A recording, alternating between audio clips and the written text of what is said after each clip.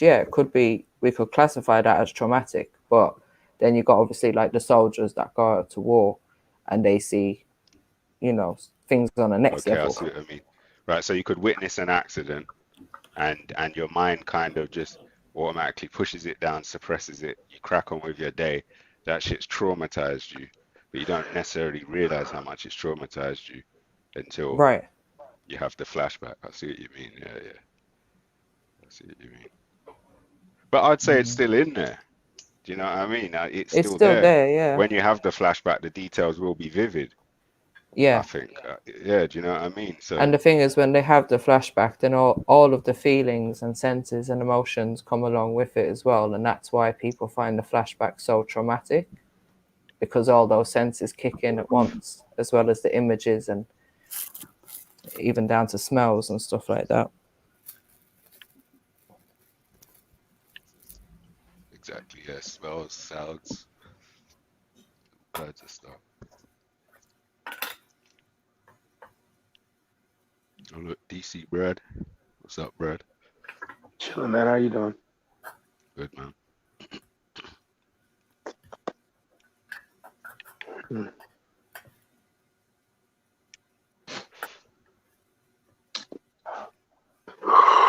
Oh man.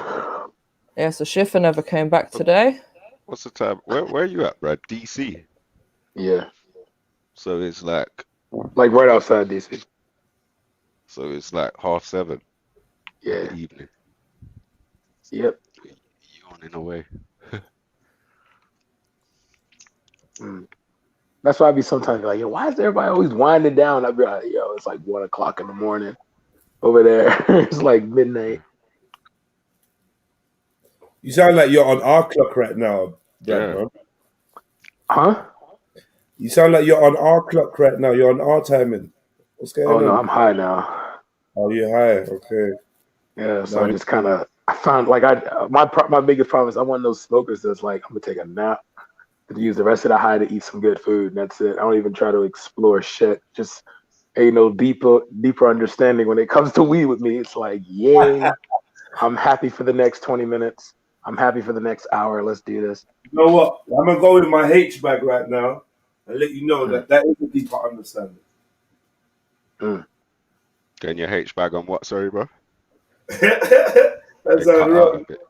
No, I said I'm gonna go in my H bag and Yeah. say that that is a deeper understanding. What he's experiencing while he's high and what he gravitates to is actually a deeper understanding. Like you get me? You wanna chill, go to another realm, Yeah. and you wanna sustain yourself and eat food. That's what you enjoy. Flavors and shit. You hear me? Yeah. Only thing that sucks is that like I kind of want to try something new, but I just don't.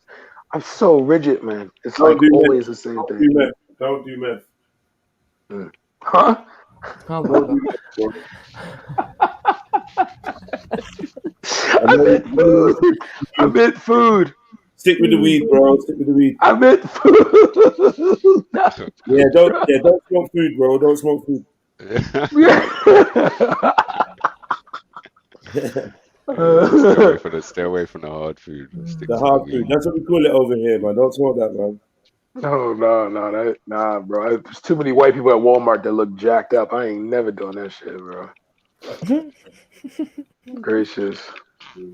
I remember one time I was staying in a house in West Virginia. This white girl came up to me and said, "Hey, can you go into the Walmart and buy me like 12 cases of Sudafed?" And I'm like, "Sudafed?" I didn't realize that was one of the core elements of making meth. I was like, "Yo." I was about to be a dummy and do it. I'm like, why can't she go in there? She got the money right there. Yeah. Why does she go in? Why can't she do that?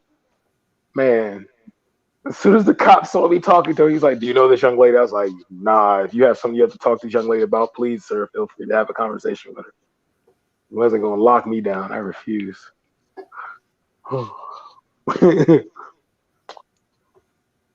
You know what thing I do hate though is my no snitching rule. I've had to like hold the bag in situations. I got fines. I was lucky, but it was like I really could just put this on this man's lap. Like it's not even mine, but like, damn, you know, damn, that dude. I mean, he wasn't like he was a bad brother. It's just that you kind of know he got a daughter.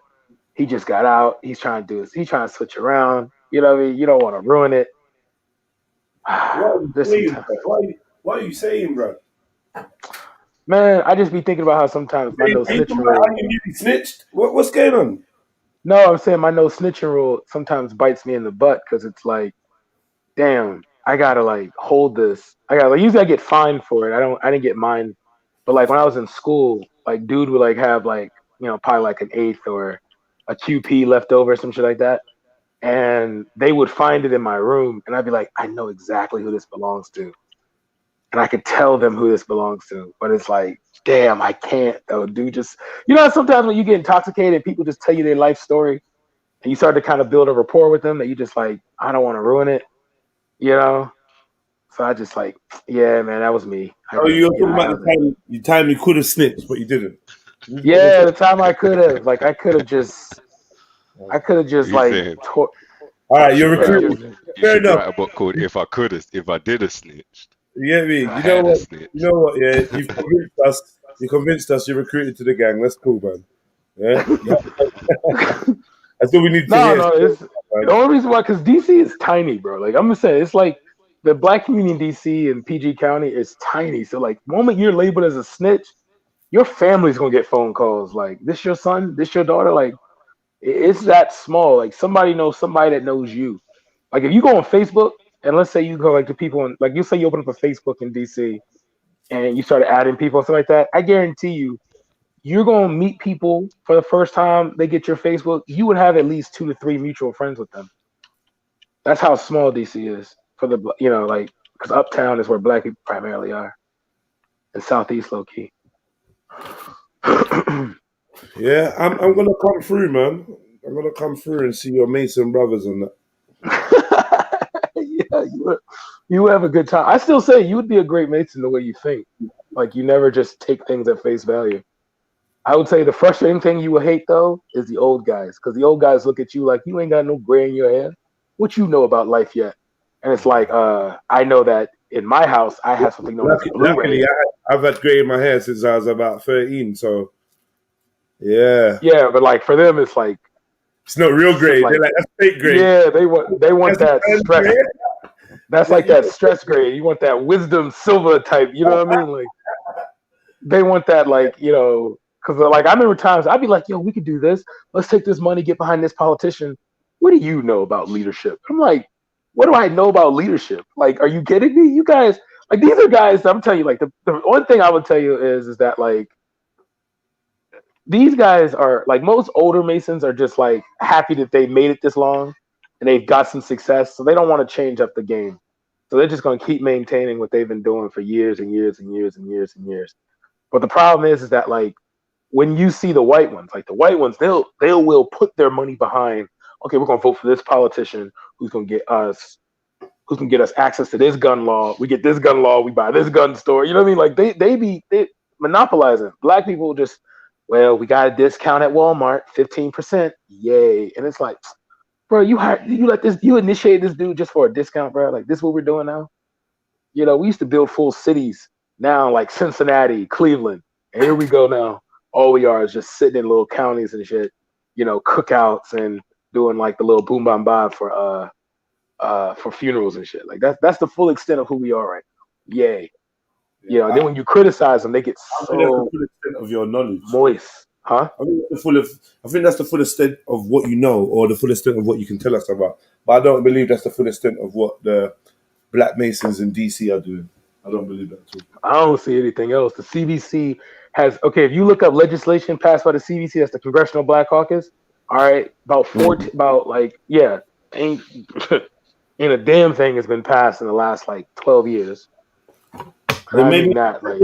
That's their job. Gatekeepers hold the gate, slow the advance up, give an image of black excellence, but just be a gatekeeper and just slow the progression, slow it up, man.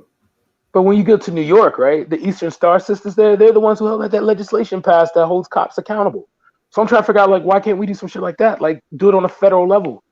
Like all federal cases. Like if we look at police cases in America, right? There's like 800. And of those 800, about 3 something are to black people.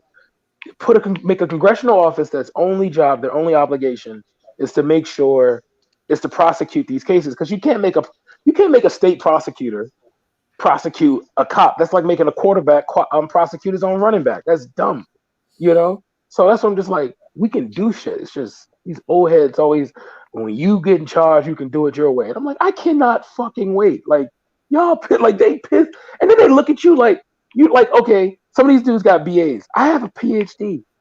What do I need to make up shit for? Like y'all, like most of y'all niggas couldn't read until you turned 37. But here you are trying to tell me shit.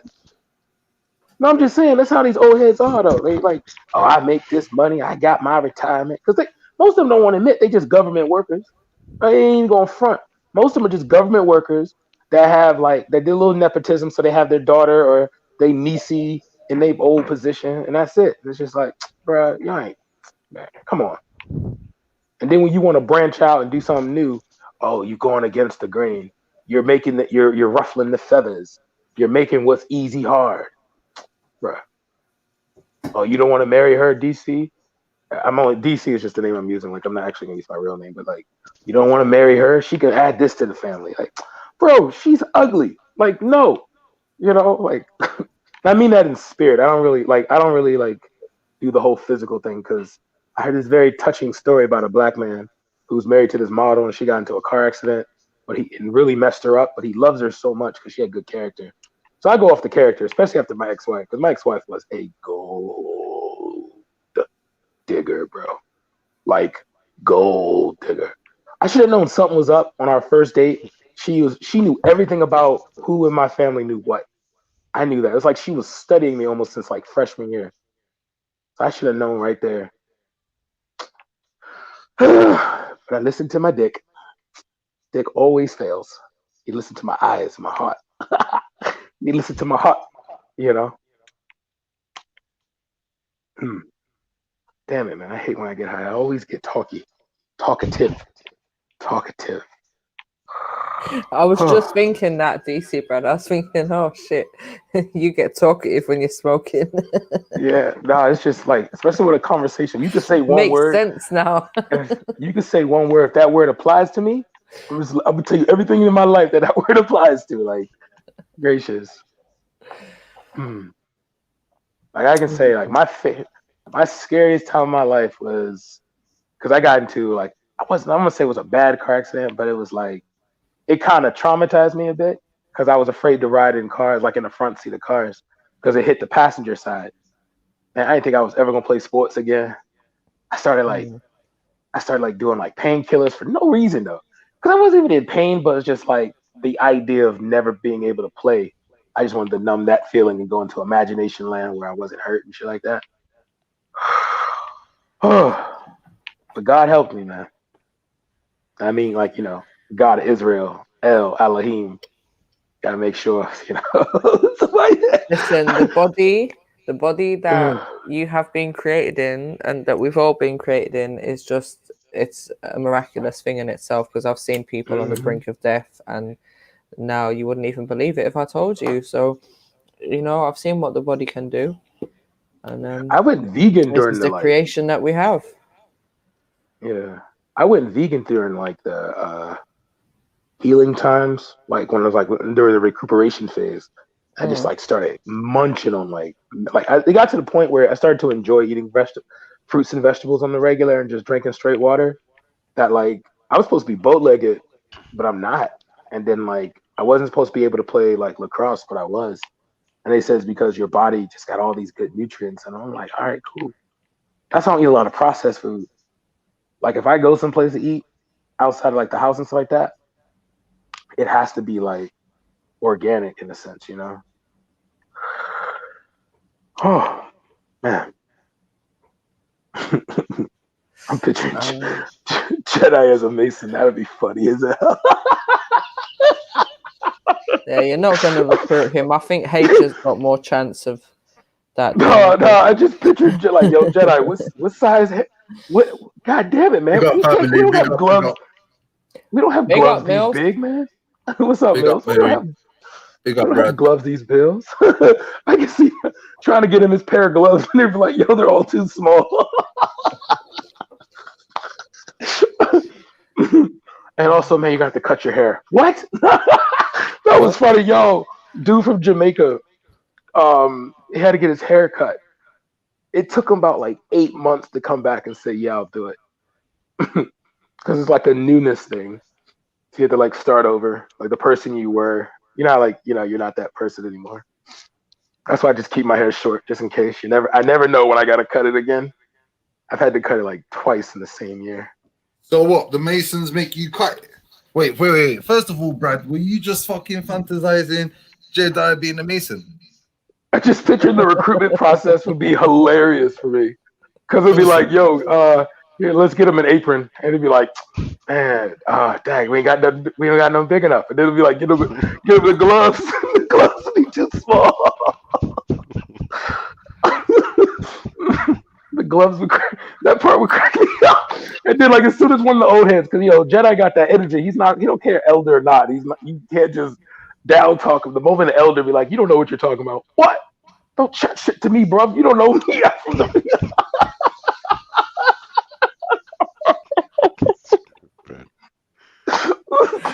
Brad, were you smoking tonight? What are you actually smoking? I need Northern Lights.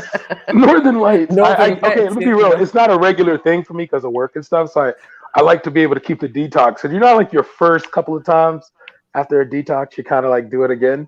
That's what I enjoy. So I kind of like go to a point where it's like I kind of like pure myself of it. So when I enjoy it again, it's a real experience.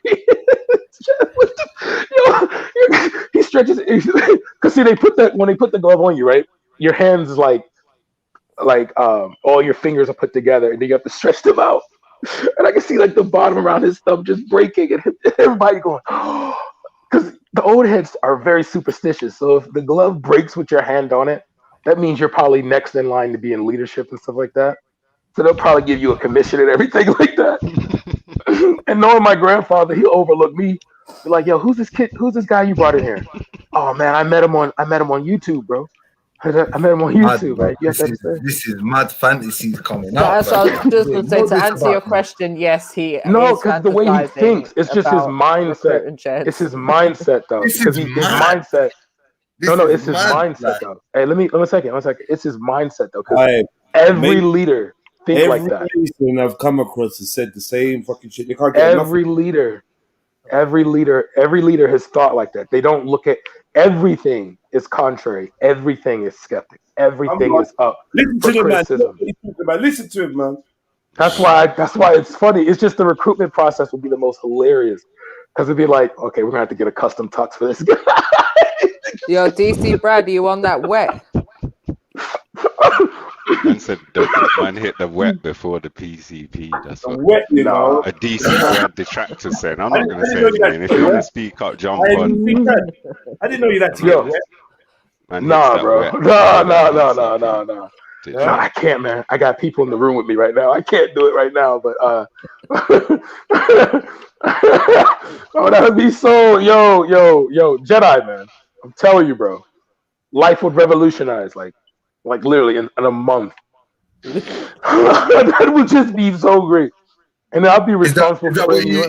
you Masons do? Yeah, you sit around with your little Masons friends and just imagine how Jedi could be part of your gang. No. What happens is so members, elders of the black community, elders of the literally, but elders of the black community, usually reviews people younger than them to take on. So it's like because they don't do like the white ones. The white ones do it based off family. That's why they're dying out.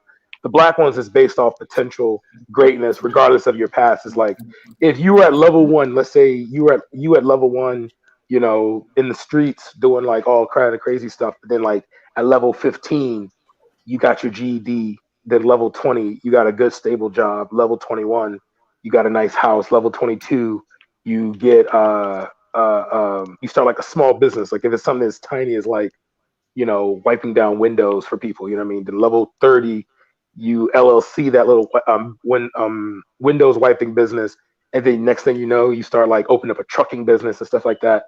it doesn't matter who you are at level 1. Like someone could throw up in your past, like you got locked up, you got locked up, you got locked up. Yeah, you know, that's the beautiful part about a story, is that the moment of tragedy, as long as the ending of that story or the next chapter is something more positive than the previous chapter, it doesn't matter.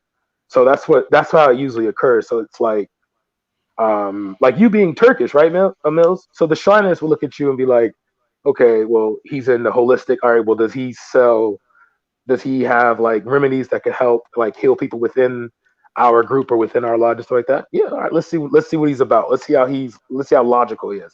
Let's tell him 1 + 1 = 2, and let's see how he deciphers 1 + 1 = 2. Does he do well if you actually break it down to 0.5 × 4? All right, we'll be talking about now. You know what I mean? You get where I'm at? So that's how it's usually broken. Now you're fantasizing about me being in the Mason. You wouldn't be able to join the one I'm talking about, but you will be able to join. That's why I said the Shriners. Why? Because he's Eurasian. Yeah. The dilute. Yeah, you can't have. You don't bring the enemy into your camp. Yeah. So you see me as your enemy, bro? No, that's just genetically, you would be. Because I know that if you came to America, you wouldn't be treated like me, where a Jedi would. Would I? I don't. See, this is what I hate about the UK. Matter of fact, I'm gonna just give a little rant about the UK. And what the thing is, your accent. See, in America, your I'm not accent even can gonna determine ask. your race. Your accent can determine your race. But over in the UK, you can't. It's like I've heard some white boys speak patois like perfectly, and then it's like some of the most posh voices I ever heard are black. You know what I mean? So it's like I wouldn't even know I wouldn't even know. Like, are you black? That's why perfectly. Even the ones born over there, they sound white. Yeah, I mean, let me ask you. See, the thing is, some like black people over here would say I sound like white, but then the moment I came on these panels over here, everyone immediately knew I was black. Like they were like, "Yo, he's black!" Like immediately, literally immediately. Yeah, I hate words. Nobody you couldn't be black, but you sound. It's just like you just denote regions and lifestyles and experiences and education. You can pick all of these things up, isn't it? You know. Yeah. But yeah, you definitely sound black, no matter how people you cut it. Yeah. black. I still can't believe that. So you're telling me, so Masons basically see each other. Basically, they look at it as the color of your skin or where you reside, where you come from is basically. Yeah. So basically, this is a turf war. Basically, this is a large postcode war. Basically. Yeah, like Maku, Jedi, Witness. The Masons aren't ever connected. So this is what gets me. So you might not be allowed to be in certain. Not at all. Like for example, the reason why I would want to show, I would want to educate that part. I would want to educate that part is that like there's a giant Masonic memorial dedicated to George Washington, and it's in Alexandria. It's a tower. So it's the George Washington Masonic Memorial. If I walked into there, they would say I'm trespassing. That's how. Because in America, everything is divided by race, organization. So like Prince Hall was in an English colony, and the English did not have that kind of racial viewpoint on things. So like whereas if he would have went below the Mason-Dixon line in Maryland, he would have been enslaved. So he couldn't go to the American guys because they're not start a lodge, because who you're going to start recruiting? Slaves. But in the English one, he was able to do it there. This kind of started way in like I would say 1762 and 64, excuse me. And you would have them go like these guys would go be recruited and they'll go in the South and try to like empty out plantations. And it's with and to be real, like primarily it's like Afro-Caribbeans were kind of the first that were. And they're like Barbados. I wouldn't say Jamaica. I would say Barbados, Bahamas. But the Bahamas, that's because of the Dutch. Some Germans that came, some Germans that brought black people with them. These were some of the first abolitionists in the Americas before like slaves started to pop off themselves. Then like when you had like the Virginia, when Cornwallis went to Virginia, then you start to see more African Americans doing it themselves. freeing themselves from like enslavement and things like that. But it was primarily like the freedmen up north in the English colonies that brought it up. So Prince Hall was from Barbados. Now I would tell you his story is like the beginning story is kind of fake, because one minute he's the half son of a French black woman and a English sailor, then named Thomas Hall.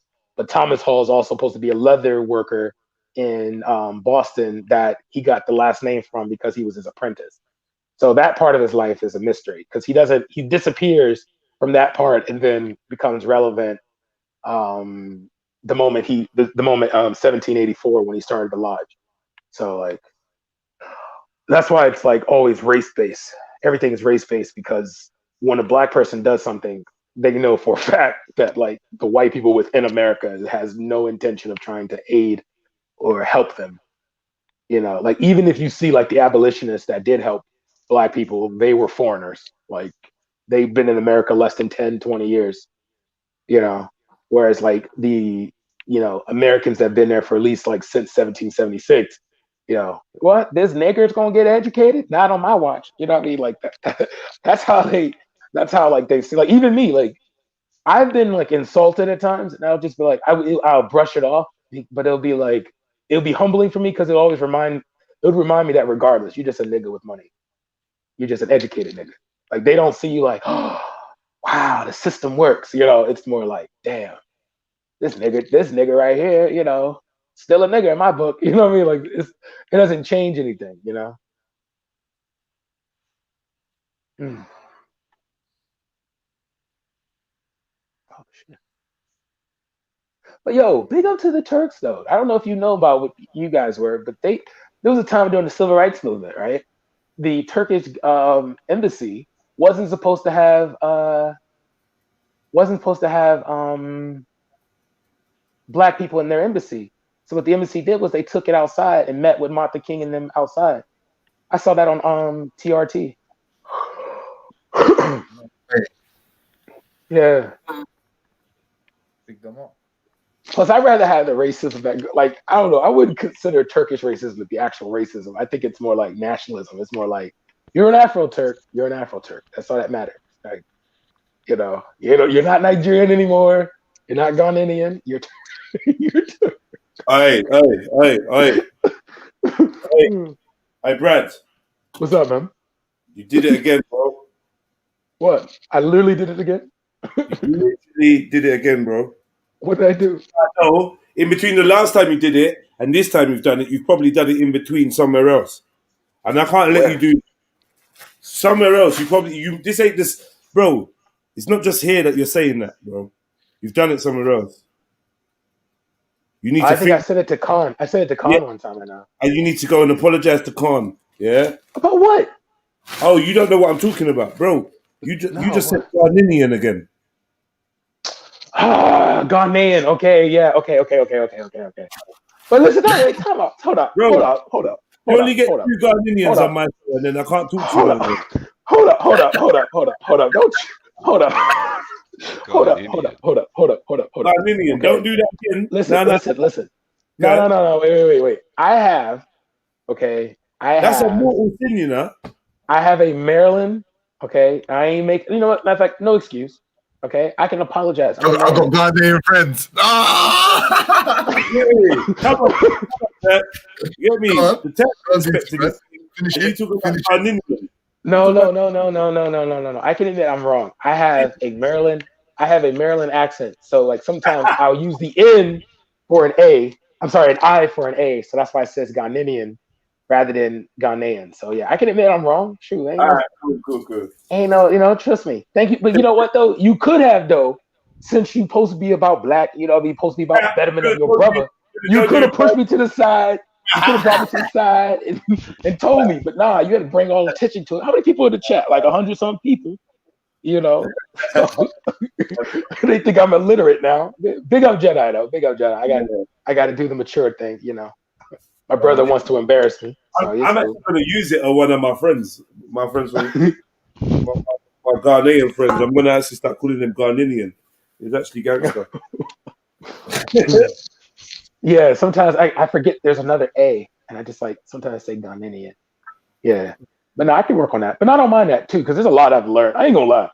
The one thing I've enjoyed about talking to people from the UK is that like you guys are like outsiders, so it's like your ideals and how you see things, like how you guys see that like the world's not race based. You know, it's not as like race based as it is in the States. You know, it's like No. The world is race based. No. Who said the world's not race based?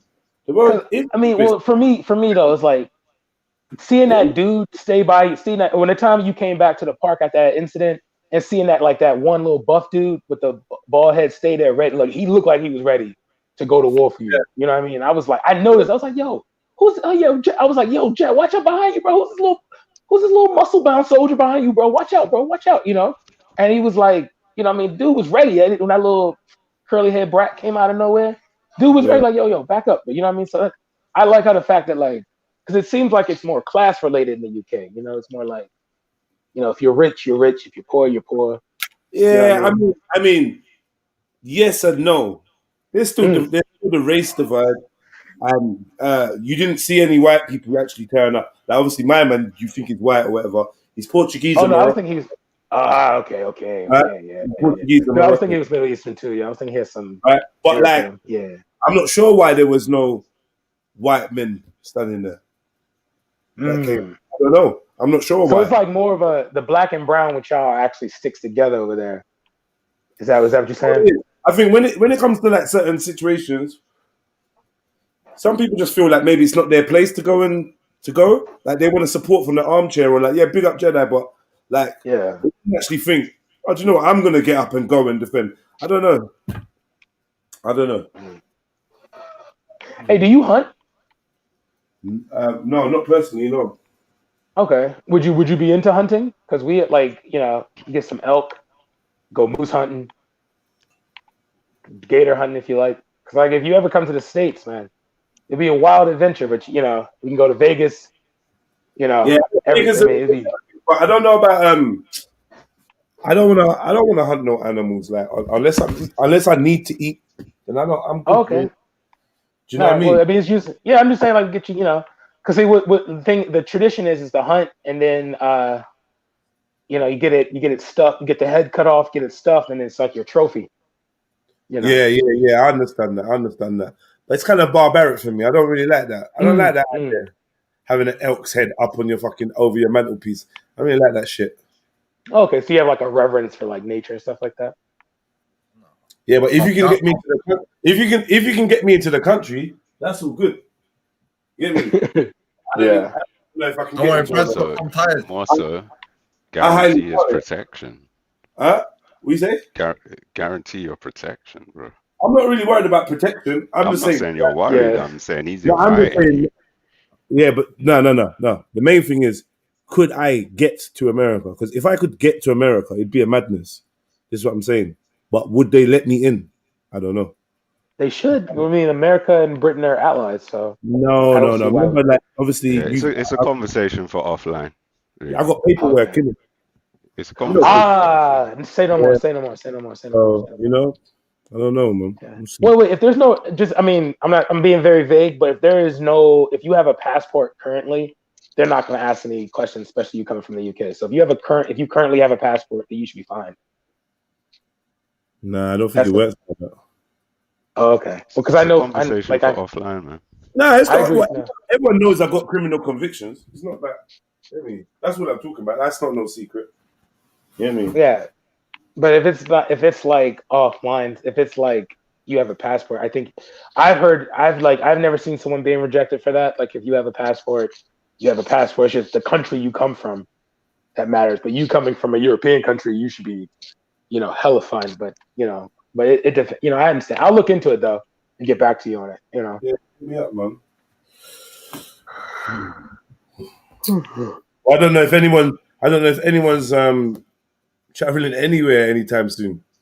Oh yeah, I'm gonna say this with the COVID thing now under like a Democratic president. I'm gonna start to believe everyone that says this COVID thing may not be as serious anymore because they're not talking. When the Democrats weren't in power, they was always talking about lockdowns and we need to be locked down. Dr. Fauci and the World Health Organization and shit like that. Like they're talking about we need to be in lockdown and stuff like that again, and lockdown for a whole nother year and stuff like that. Now they're talking about, oh, we can just social distance and just put on a mask. They're talking about doing a 100-day mask challenge. That'll help. Yeah. They're not even thinking about doing a lockdown anymore. Yeah, because they're saying that lockdowns don't work no more. But meanwhile, we're in the middle of a lockdown. Like I forget we're on a lockdown until I step out there, like in the evening. Yeah. I'm like, fucking hell. Empty. I just got back in. The roads are dead. It's crazy. The roads are dead. Literally. A406, North London, East London, West London, dead. Are you guys getting some kind of like benefits though? From like if you worked and stuff like that? Some people are getting 80% of their earnings if they've been working in that place for I think 6 months or longer. Yes, See, that's the only problem. So people, new small businesses are going. So I know someone who opened up a cafe. Yeah. They're struggling at the moment because obviously. Wow, you don't have no business relief. Yes, they just voted on a bill. They've only been open for less than 6 months, so therefore they're not entitled to it. You've got people who are self-employed. Yeah. Not only that, I've got a brother who's self-employed. He went for the grant, and now they're fucked with his credit score. So because he's taken the grant now, it's affected his credit rating. And let me ask you though, Mills, are you self-employed, like business-wise, if you have your own company and stuff? Yeah. Okay. Because I'm trying to, so you guys have like a very semi-open but very booming fishery industry. And me being aquaponics, right? I'm trying to see if I can get an insider, like $2,100, just simply like, I just need a clean report on like. Yo, wasn't you coming over here? Wasn't you planning to come over here in March and shit? And yeah, I'm supposed to this year, but so I'm planning on joining the military, and so I finally got someone I paid off my house, so I finally got someone who I can lease it to, and I'm trying to get my cousins to manage my business while I'm away at basic, but yeah, it's either me or it's going to be 4 other gentlemen that come, so that you guys can, if you guys want to speak to them, you can, but yeah, that's the plan. But my purpose was to come over here and to exploit, because I look at your news, I watch your news very much, and because your country is fairly big but easily controllable in regards to like the markets and stuff like that, and because due to the fact a lot of stuff you guys have food wise is imported. I mean, like there's some parts of there like sky rises and things like that I would love to take a hold of and definitely do some homegrown, get some frontmans out there and get some homegrown foods going there and kill it, because that's all Whole Foods does, is just buys a bunch of smaller farmers.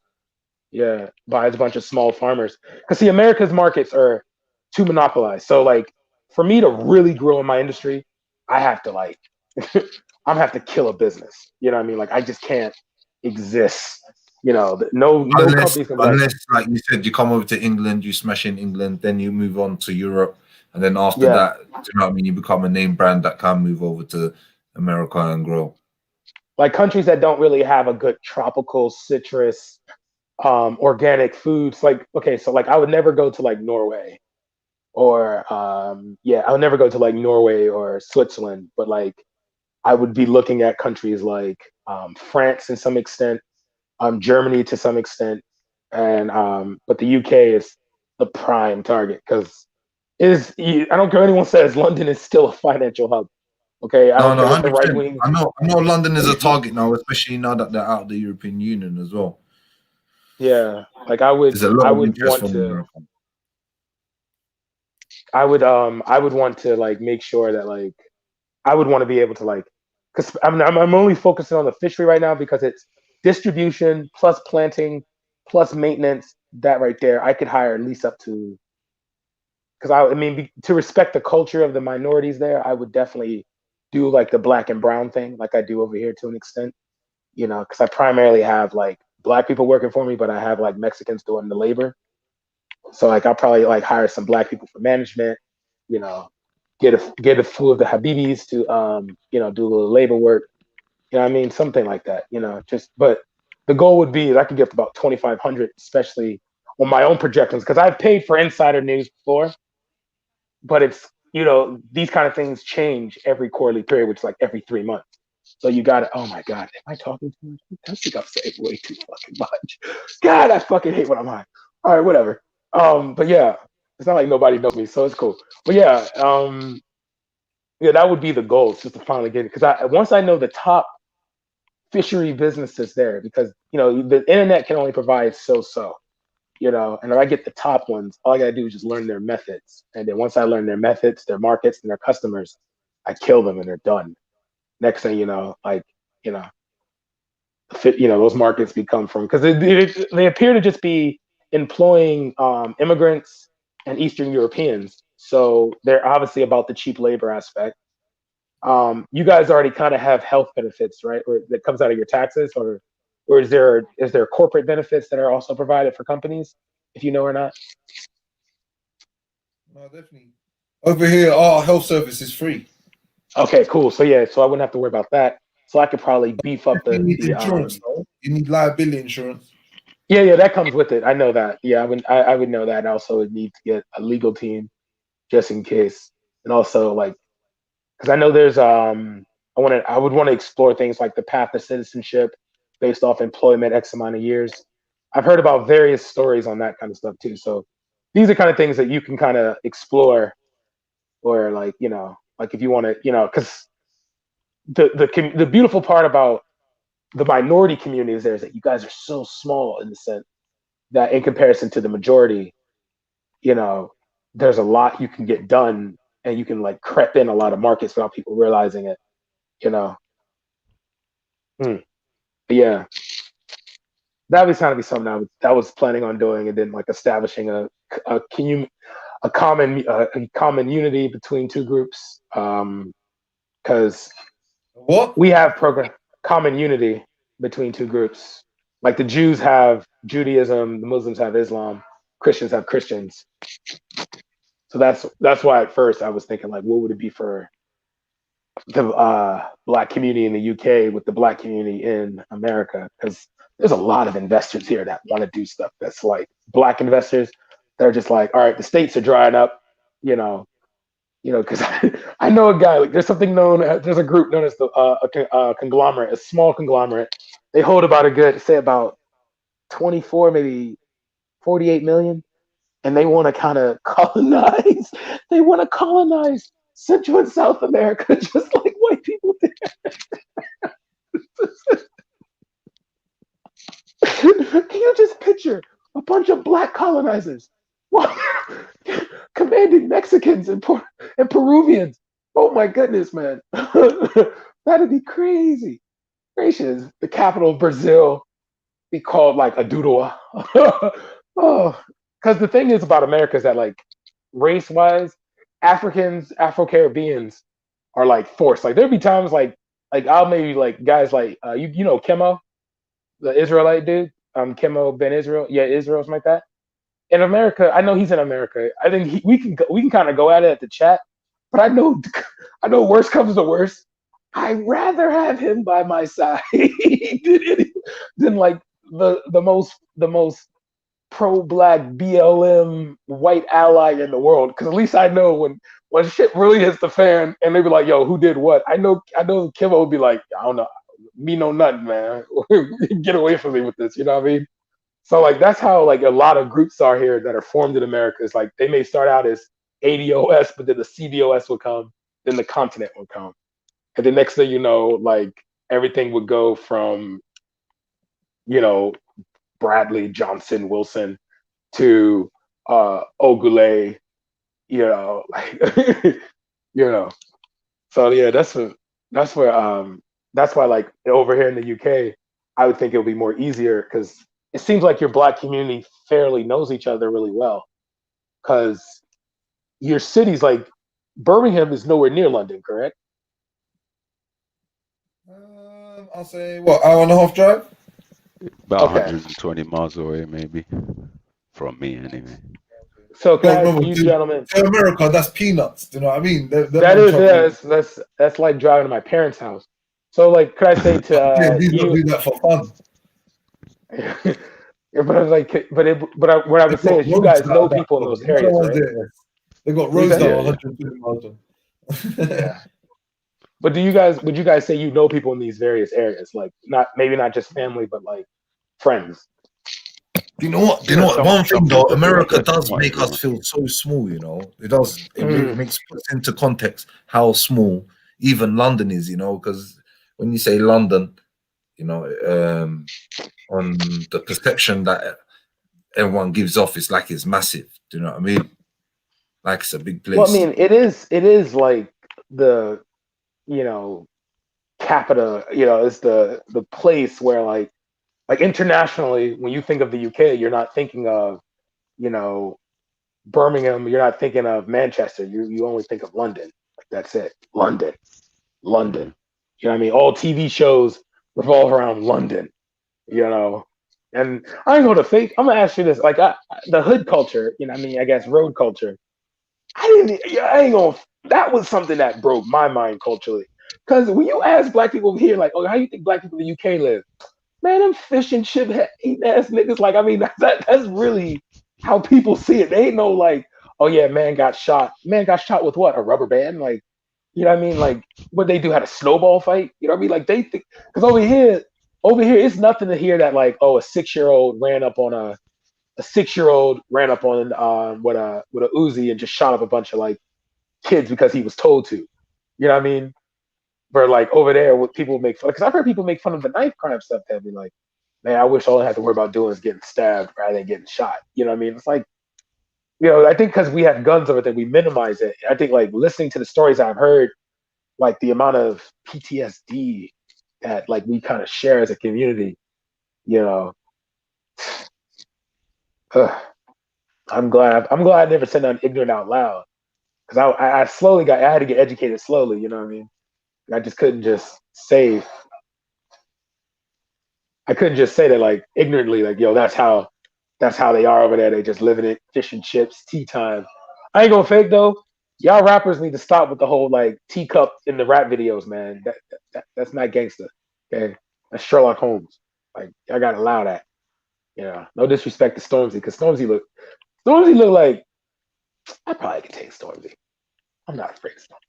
I can take Stormzy. Yeah, forget that. Forget that. I can take Stormzy. Yeah, he ain't that intimidating. That'd be fucked up. Man's What am I definitely talking smoking. about? That dude got a whole group. I can see me. I'm up there walking in looking like Unknown P.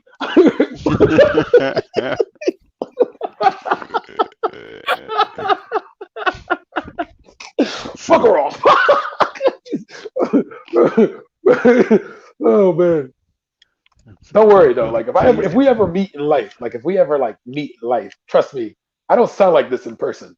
I don't know why I sound like this on panels, because I hate when my voice is on a replay video, because it's just like, damn, why do I sound like a 12-year-old? I'm a grown man with a whole mortgage, and I sound like my mom could walk in the room at any time saying bedtime. Like, why the fuck? Uh-oh. Hmm.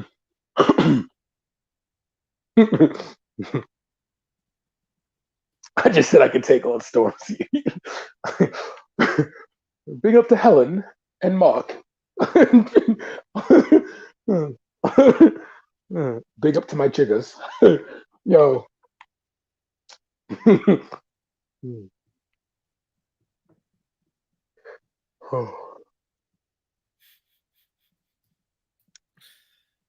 Mad man.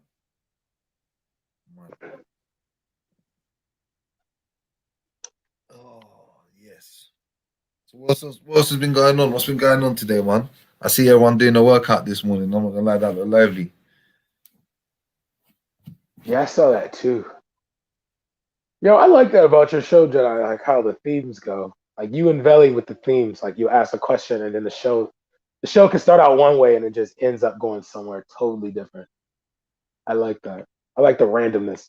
I hate like the scripted nature of like some panel shows where it's like, let me rant and tell you how I feel about myself and what I'm doing in the community on Instagram and TikTok, you know?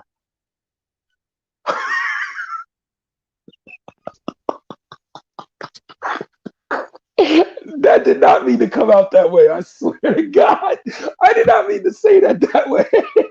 Oh, shit. I Damn, just I'm put back on the confused. headset and heard do on Instagram and TikTok. That's all I heard. No, I'm just saying, like, I didn't want to, you know, I'm just thankful that people are able to just have conversation, live life without having to brag about, you know, the house Negro, field Negro. I know man at uni, I know man at road. You know, sometimes it's just like, okay, great. Are you gonna do anything with this information? You know, because I learned a lot about Sikhism. You know, I ain't gonna fake a lot of the stuff they were saying though, like words wise. It made me want some. I'm gonna order some curry. I'm ordering curry for dinner, bro. Yes. See, the thing is, I can't eat Indian curry because I've had Jamaican curry. Like once you have Caribbean food, anything. And over here, then the grills over here, bro. I don't know how to. I mean, I'm pretty sure y'all have the same, like, because you know, like the Caribbean community is split between like America and Europe. So it's like over here, man, the food quantities. It's like, yo, fuck your diet.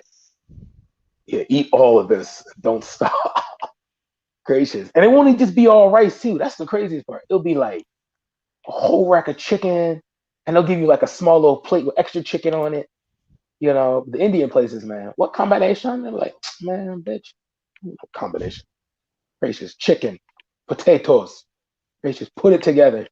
I always say the most rudest Jamaican restaurant have the best food. Because the customer service, Jamaicans do not know customer service. I'm saying that as a professional.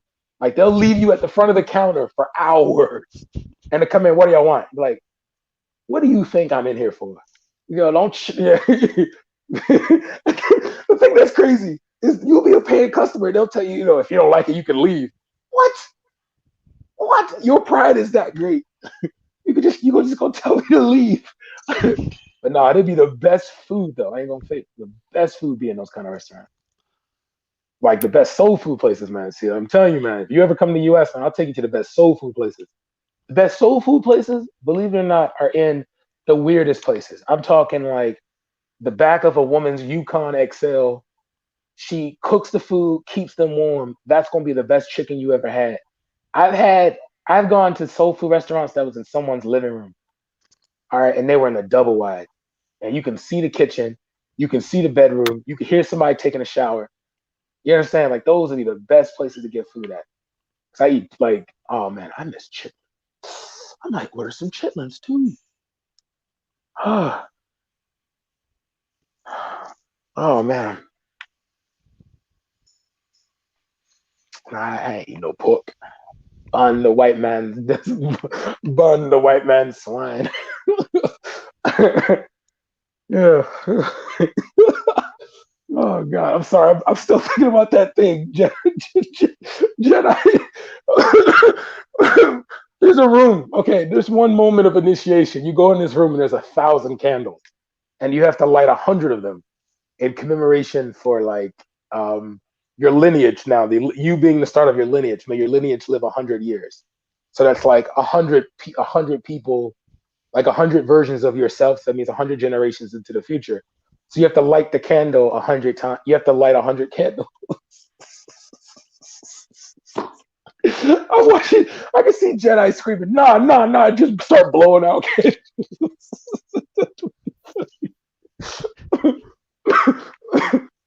Because he's a big dude though, and I'm not gonna lie, like we have like we have all like it's all black men, so it's not like nobody will be afraid or anything.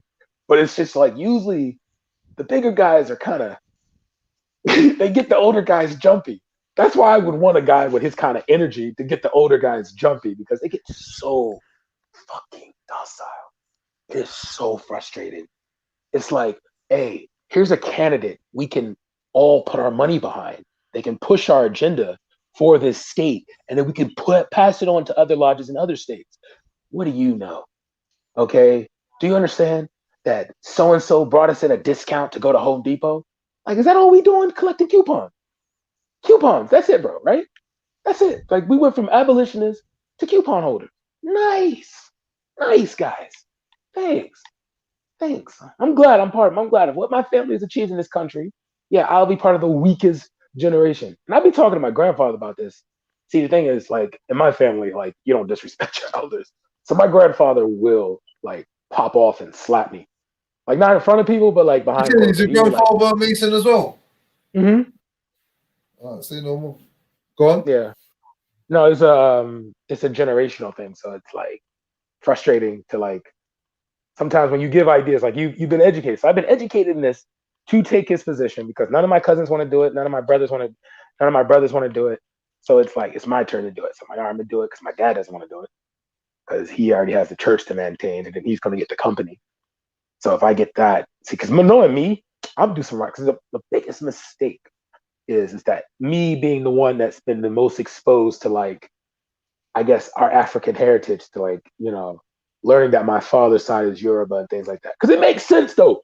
It makes sense on our administrative skills because the Yoruba know how to run a country. I don't care what anyone says. So it makes sense on the political power and the organization and the business acclimates and the hunger for education that the Yoruba have. I ain't gonna lie, I respect that, And that's where for me, I'd be like, you know what, these 50 states ain't working for me. I need more than just, ooh, look who's gonna be able to go. Because, like, the greatest honor some lodge members have is, like, being able to go to a governor's fundraiser. And it's like, you do realize you're not there as the guest of honor. You're there because you have money that this politician needs, right? You get that, right? Like, let's not blind ourselves here thinking that you're somebody that, like, can solve an issue. Like, you're a mechanic. You're a mechanic that opened up 3 shops. All right. And you were the smartest one in your lodge. Chill, my guy. Like, relax. You're not that important. Oh, that's why the governor had me come to his house for a fundraiser, bruh. Fundraiser. Like, that's like saying a gold digger really loves you because she kissed you. Like, bruh, like, these dudes would confuse a prostitute with saying that there's a genuine. Okay, let me tell you this story. So there's this Master Mason in Florida. Dude, okay, I'm like, bro, she's a sugar baby, bro. She does not like you. What are you talking about? She doesn't like me, Brad. What are you talking about? Every time she needs something, who she come to? Me. She's a sugar baby, bro. That's not a dating site you met this chick on, bro. That's a site, bro. She's your sugar baby. You're her sugar daddy, bro. Okay? You think a 22-year-old girl going to FAMU that looks like a literal model is going to be in love with a dude that is shaped like a PT Cruiser with broken teeth? like, bro, like when the dentist looks at your mouth, like, there are dentists that looked at this guy's mouth and just said, I don't even think I have the skills to deal with this. And you think she loves you for you? Gracious, not the $36 million oil company you have going for yourself. You honestly think she loves you for you? You're shaped like a car that went out of stock style, bro. You know what I mean? You look like a Pinto. You guys ever seen a Pinto car? No, matter of fact, for your reference, you guys see Mini Coopers, right? Picture a Mini Cooper that just been in a car accident. Like, the front end got messed up, but you can still put the hood down. Like, that's what he looked. I know what a Pinto looks like. Yeah. Okay, good. Yeah, that's what this dude looked like. And he trying to tell me I don't know how to get a good woman. Like, I'm gonna be real. My marriage was not, like, my choice. It was an arranged marriage. It was like kind of how my mother and father's marriage was a beef crusher, because my father's family was beef with my mother's family, and my birth, my brother's birth, and my sister's birth is the union between our families for now and forever. And, like, my cousins, because my mother's sisters married my father's brothers married my mother's sisters, and then any loose single aunt uncle got married from the 2 families too. And that was, like, the way you amalgamate it. This practice has been going on since slavery too, because you'll have, like, 2 plantations. How they become a bigger family is, like, the 2 plantations would, like, marry each other and then mold up. Everyone that's single would automatically, like, link up, and it wouldn't be a question. Then all the kids there that didn't have parents would just be adopted. And yeah, Because like there are parts of like South Carolina that I can't marry a woman there because she could be first, second, third, or slightly distant cousin. As well in Trinidad too, and in Jamaica, in a place called that's up in Negril, Jamaica. We have like 50 relatives down there, blood relatives down there too. So it's like that's how it be. So like yeah, so my first marriage wasn't even my decision. Like, that's why I kind of want to pick a woman that like is educated, but like is what's the word? You know, people that are not. What's like the word of a word for being like not shallow? Like you're like anti like superficial. Like you know what I mean? Like cars, clothes, and stuff like that don't mean nothing to you. You just want like to be able to like raise your kids fulfilled and you know have like self-fulfillment, I guess, in a sense. You know, because I don't even matter, like, you know, because I know I've met this one chick, she's a single mother. She has some sense of shame about it, but she has some of the most beautiful little kids in the world. You know, like our first time we was hanging out, she couldn't like get a babysitter. I was like, yo, bring the kids. We'll all go to a family restaurant instead. I don't care. You know, $100 cancellation fee for the reservation. I don't care. I got some neck though, so it didn't matter. You know what I mean? So took the kids to Jeepers. They got tuckered out, fell asleep in the backseat of the car, brought them to the house. They went to one room, nighty night. I went to the other room, good night. You know, you know what I mean? So, but no, that's what I'm looking for. Just a woman that's just like simple. Because it seems like once I get a female, because I've tried the hood, I ain't gonna fake though, bro. That's man. What is it about hood chicks, man? Just they hit different. You know, they smile different. They smell different. They talk different. I don't know. It's like, cause like I've been in situations though. I was on a date with a hood chick, got racially profiled, and she was the first one ready to throw hands. Chicks from my world, I'm calling my father. How dare you insinuate such a thing and cause such an inconvenience conundrum for us? I'm like, bitch, we have a problem right now. Like, we got time for you trying to be all like flowery with your language. Okay, we about to both get pumped with iron right now. You better chill. Okay, relax, relax. Okay, gracious. This chick want to start talking. This chick want to talk. This chick want to start talking about like how she knows the like 3 police commissioners from like the 90s. I'm like, what does that have to do about today? Gracious. My mother always says though, like you kind of want to marry a girl that comes from your background though, because she'll be more empathetic to you. But I really want a strong woman though.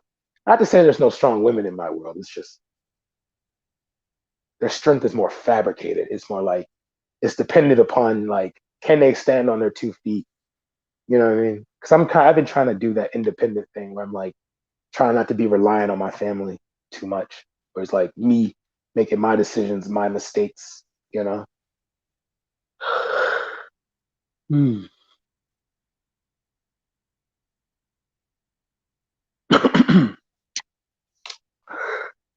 Ah, damn it, man. I'm up here taking over the. My bad for dominating the conversation.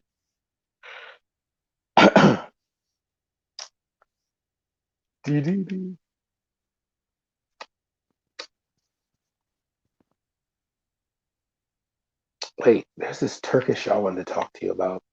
Sorry, bro. I was actually responding to you at points, but I was muted. Oh, you're good. Nah. Now there's this Turkish show I wanted to tell Mills about that I watched on on Netflix. It's called Ethical. Fuck whatever. It begins with an E.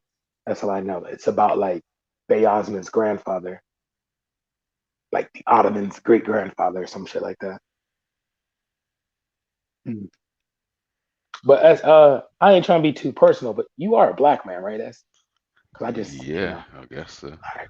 I don't know. I don't know if you'd see it that way, but yeah, I'm mixed though. But yeah, I'm black. Oh, okay. Well, no, in America, you a nigga. That one But parent don't matter. That one non-black parent don't matter anymore. yeah, it's not even parents, grandparent. So wait, how are you mixed then? Well, I guess you could say my parents are mixed, right? Wait, so you have two biracial parents, or like one biracial, one non-biracial? Yeah. Yeah, no, you're black. Because Yeah, that's the way I see it, obviously. Who says you're not though? That would no. If you had There's a a whole whole white movement. mother, There's a no. whole movement. If you had a white mom or a white dad, yeah, you're mixed. But not if you have, because the same people that will say that do their DNA test and be like 14% French, and you like, bro, hey, come on now. See, I'm blessed. See, I don't consider myself mixed because I'm 96% African, 4% Native American. So but nah, you can't. Those guys that be doing that kind of shit. Plus, there's like some insecurity with that because the way I see it, in many occasions, like even in my blickety blackety self, I don't waste my time with it because we got black people who are blacker than me that will sell out our people. So if someone who's quote unquote mixed has more heart for our people than you do, bro, what you gonna shame the dude for? What's this movement? Is this in the UK or is it America? It's not just in America. I guess I don't know if it's a movement. It's more like it's just a collection of ideas. One of them being, for example, if you're pro-black, then you should be marrying black. That's probably something you agree with, right? Yeah. Oh yeah. The trueness of the black nation. Or maybe not. That's not even so bad to say. I think more is that if you can't be pro-black if you're not marrying black. I think it was more like that. Yeah, in some degree, that's some truth to that because the agree pro-blackness is your whole lifestyle. Yeah, I would say that is more pro-black. That's the way I see it. It's just because it's like the most revolutionary thing you can do is to like, especially with the statistics and negative imagery. If you're a black man who's raising their kids to do right, and you're teaching your sons to marry black women, so if you have 3 black sons and they marry black women, you have 3 black women now, and they have sons and daughters. You're positively impacting the race. So that's how a lot of people. That's how I've seen it, and that's how I was raised to view it. Was that like black people need to stay with our own to make up for lost time, because that's what happened after slavery, bro. Son, what their families in Texas. Man, you look at some family photos post-slavery, man, 15, 25 kids. I mean, like every 9 months, something just new, twins, triplets. Humdu. Like crazy. Popping out, baby. Yeah, man. But no, I agree with that. But no, I don't definitely do that. Especially if somebody from the West is doing that, like maybe the continent probably got a little bit more say than anybody else. But ain't nobody, you can't be doing that if you from like America or the Caribbean, bro. Because once that DNA test come, if you ain't that 100%, shut up.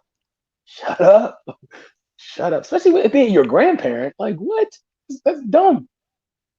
Yeah, I mean, I just think it's a particular thought process. Like logically, it makes sense. Do you see what I mean? You could say logically it makes sense. You could say mathematically, you could say it's more pro-black, possibly, depending on the model. You could say it's more pro-black. It would produce greater results, possibly. But yeah, I don't know. So I don't know. It might get taken out of context a lot of times. If someone's looking at it from that angle, I can't really see any fault in it. But it would only have to work if a group of people that done their test and are 100% African, 100%, they can say that. I was just looking at it like this. Look, if I'm going through life, then I would say definitely to some degree I'm pro-black. They broke down the term the other day, pro being for or in support of. So yeah, I'm pro-black. So I'm going through life. And if there's someone else who's pro-black, black, married black, and they find out that I'm not married black, then they begin to now view me as not an ally. Then I just see that as a weakening concept, because as far as I'm concerned, we're allies. And then until you tell me otherwise, I would never know that we're not allies. Do you see what I mean? That's what I find a little bit ridiculous about it. Yeah, because I used to be on that, but it's just was a brother who had a white girlfriend simply told me, he's like, okay, I'm gonna marry a black woman, but you're gonna pay our bills, and you're gonna be the one. You're gonna pay my bills from this point on. You're gonna make sure I eat. Until then, you ain't my dad, so don't tell me what to do. And that's why I just let it go. Because I heard Dr. Umar Johnson had an event in the UK, and black guys who had white wives weren't allowed to go. Is that true? I Yeah. don't know if that is true. Well, I'm not saying it's not. But yeah, I know he's definitely someone who has videos out about that. The thing is, though, with him is I don't really think he's the best example anymore to talk about that, because he's collected $2 million from the black community and has produced nothing, like nothing at all. So I heard something about this, something to do with some buildings, right? yeah, they've been lying to people. Like when I tell you, black dudes like him piss me off because, all right, he had two black women that were going to help him. He had two black women that were going to help him start his school. He had an education group that was not only going to fill his school with students, but was going to legislate for the need for the school to be predominantly black. You understand? Like they were going to cover all of his bases. He rejected their help. So I'm at the point right now. I'm just like, man, bro, you ain't about nothing, because you've had some real help to achieve your goal, but you want to be super Negro and do it all by yourself. So what's the actual latest on that project? Because the last thing I Nothing. saw is probably a couple of months ago. He was firing back at the critics, saying that this and that's been going on in the roof and this and blah blah blah and blah blah Yeah, blah. he's had eight. He's had 8 school openings, and now he's talking about um um. You can, if you look back at his if you look back right now and it's seen this past year, he's had 8 school openings. He's been talking about, oh, uh I'm going to do an online school. We're only going to do a 4th grade. Now he's only talking about he's only going to do 4th grade. And it's just like, how hard, like, my mother's formulated curriculums before. I don't know if you know who Mr. Riggs is, but he does that too. He makes curriculum, academic curriculums, and then he can do it based off an African backdrop because he's a good researcher. So he's able to like correlate how, like, what method of African history from a historical point, and then have another guy come in and do math and stuff like that, and English and things like that. But the thing that pisses me off is that, like, this guy doesn't even have a curriculum. This guy just like sits around and he just sits around and goes from place to place. And he's up here doing, like, now he's doing like a couples retreat on why black men should stick with black women, but he ain't married to a black woman. He's not even married. So you can't do a marriage counseling if you're not even married, And then you talking about, like, you gonna teach black men how to be husbands and fathers, but you didn't even make it work with your baby mom. I'm confused, my guy. Like, I'm confused. You just